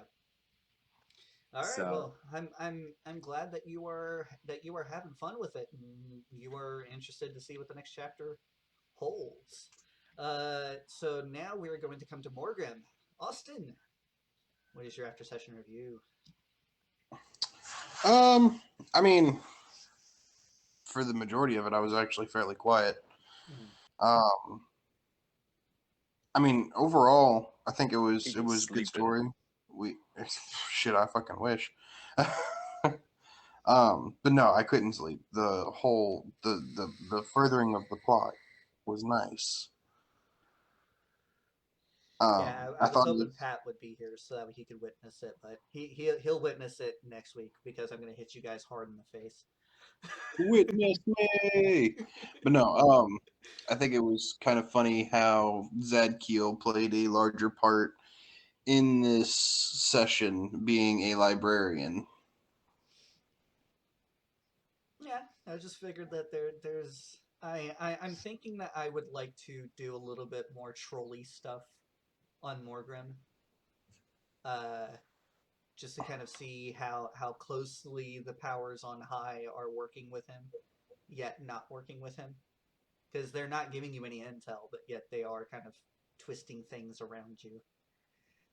I wouldn't say twisting. I think twisting has some less than. Has some negative connotations. Yeah, yeah. I think it has some negative connotations. And when we're talking about dealing with what we're dealing with here, as far as where Zadkiel comes from and who Zadkiel ultimately serves, I think negative connotations would probably be a bad thing. Um, I mean, it's fairly obvious that for Morgrim, the while the plot thickens, um, the powers on high are not willing to just do things for him, so he has to do things on his own as well. Mm-hmm. So I think that's going to be an interesting part of the plot. Yeah, that's something that I'm wanting to bring in now because I know in my first ever campaign that I ran with Dungeons and Dragons, I had the gods work closely with you. I'm wanting to kind of walk in the opposite direction of drop like little hints, and whenever the players are kind of floundering on where they need to go, maybe push you and or nudge you in the right direction, but not force feed it to you. You know what I'm saying? Yeah, which I mean I'm perfectly okay with. Probably I don't know how long it's going to take us to reach level 3, um, but I probably will be dropping a few hints toward what pact I might decide to go with. Mm-hmm. Obviously, tonight I hinted towards Pact the Blade, Mm-hmm. which, outright asking for a flaming fucking sword. I knew exactly where you were getting with that application. I think Zadkiel did everything according to character. Why the fuck do you want that? Don't ask questions you don't want the answers to. It's like handing a nuclear weapon to a fucking child. Hey, why do you Don't ask think questions you Rodney, don't want the answers to, Featherboy. why do you think Rodney's researching old world tech? Someone explained massive weapons that went boom. But yeah, no, I mean overall it was. I mean for the parts that I got to participate in, it was pretty fun. Well, that's good. Now Enti, Brandon Piaces.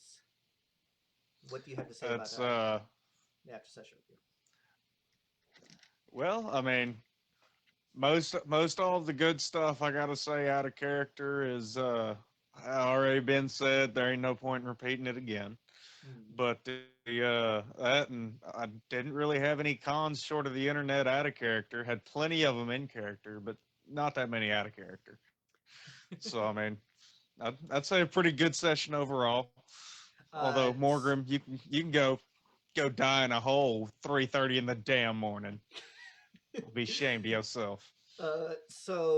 because you have kind of the same outlook as the rest of the players, how about from Inti's standpoint, from Inti's kind of side of the story? What The in go? character portion. Yeah, the end character portion for Inti. Uh, well, it was nice getting to actually meet and speak a little bit with one of the elders, uh, the or with the high chief elder, whatever you want to call him, and that was definitely good. I like that I like that the history aspect that I wanted to include in the character was really included in this one. It's especially since I am not the best artificer we have. But that's the bikes were also a really nice touch, and he just wanted to play with the pupperoonie. He just wanted to play with the pupper. The other I pupper mean, set. he's already been woke up by this weird dude beating on his door, showing up with spiked coffee from freaking heaven, and now we can't even play with the pupper in the middle of the night. That's just sad. That's a depressing day. I could No definitely wonder, tell. I could no def- wonder he's keeping moonshine in his bike. I could definitely tell though that whenever it came to the bikes, you were like, oh, Yes, because you were Oh yeah. furiously taking down notes like, okay, this is what it looks like. I'm hoping for some concept art from you. Shh. Good luck with that. I can draw blueprints. I can't draw actual things. Not unless you want it to look like you gave some 3-year-old that can't barely see past his pink eye freaking crayons at the doctor's office. That's about the Actually, best you can get from me. if we want a certain someone's old lady, Mykel, to have a little bit of artsy fartsy time, if she can come up with some of the concept art for some of the ideas that we have, that would be awesome. Yeah, Maybe, I'll definitely bring it up. yeah. Um, if even if I could probably attempt to do a little something, I'm not very good at people, but as far as vehicles and stuff Hmm. like that, I've People are the dabbled a worst. little. Right, people are totally So doors. I'm sure between the two of us, we can come up with something. Yeah. Um, yeah, we'll have to get together offline and stuff. Do you have as far as to continue with Brandon and NT, um, what what is NT thinking right now? Shit, my arm hurts. Well, yes, of course, but as far as where the story is going, he's heard about stuff going on to the east. What is going through NT's mind? Ain't got enough guns. This is some. The, I was gonna say this is some bullshit, but it's not. Um, he understands that he's not like the Braves aren't necessarily the top of the totem pole, but that's the goal. The entirety of the party, short of not Chris, but Chandler. Chandler. Yeah, Chandler's the only one in the party currently that is a Brave. So I mean, he understands that. Hey, look, yeah, certain shit's off limits and all that, but I mean that's obviously he's not enjoying it. But I mean that's on the other hand, it is nice that there is actually that difference in respect from NPCs from that point to the next point. I also kind of see NT whenever something is placed in front of him. I can almost kind of see that it's a call to serve, and he takes his contribution to his tribe very seriously. True, but He's in, doggos though. but doggos though. But he like with inspecting the bikes, that was the first thing he wanted to do. I want to inspect the bikes, see what we're working with, what's the what are the assets at our disposal? Because NT understands that he's cannon fodder right now, so he wants to know. If I'm Pardon gonna me. be cannon fodder, at least let me walk in with some cotton armor. Shoot. So yeah, um, yeah, I really like how you're role playing NT. You haven't role played characters with me in a while, and I'm really liking how this one is going. Because this one isn't a Yeah, berserking guy; he's more or less an analytical guy. yeah, I missed the berserking. It was a lot freaking easier to for my ADHD half paying attention brain to just go, oh yeah, hit with hammer, than it is to oh yeah, well now I need to remember these kind of tires with this kind of armor for this kind of thing with this kind of bike. And okay, well I got scale mail and I need to keep up with this and I got this and no this ability does this and this spell does this and this is this spell. I say half of the spell stuff like I actually keep up with it, but you get the gist. Well, are you having fun though? Oh, I am having fun. Like, Okay, then that's all that counts. let me let me rephrase what I just said. It's a challenge. It's a challenge not playing Mhm. my comfy, big, burly, bear-like berserker. It's not what I'm used to. I miss it though. Well, as far as pros and cons for me, I know a couple of people bounced out, but as far as pros and cons for me, you guys are blowing it away. And I mean, do you guys whenever I hand you guys the torch as far as role playing is concerned, you guys seize it. and you make the story your own, and I am absolutely loving it. We will be changing some stuff for the stream so that way everything runs a little bit more seamlessly. But yeah, hoping everything goes well in the future as far as the stream is concerned. So with that being said, that's it for me, and we appreciate everyone who's watching. Again, please like, share, subscribe, all those good things. Be sure to follow the page in order to get updates on when we are going live. And hopefully we don't have a cock up like we did earlier. Hopefully. But yes. Bye, Freya. She's a cute cat, but she will claw your eyes out. Anyway. Oh, yeah, already tried. With that, everyone, thank you for watching. And we hope to see you guys next time on Broken Earth.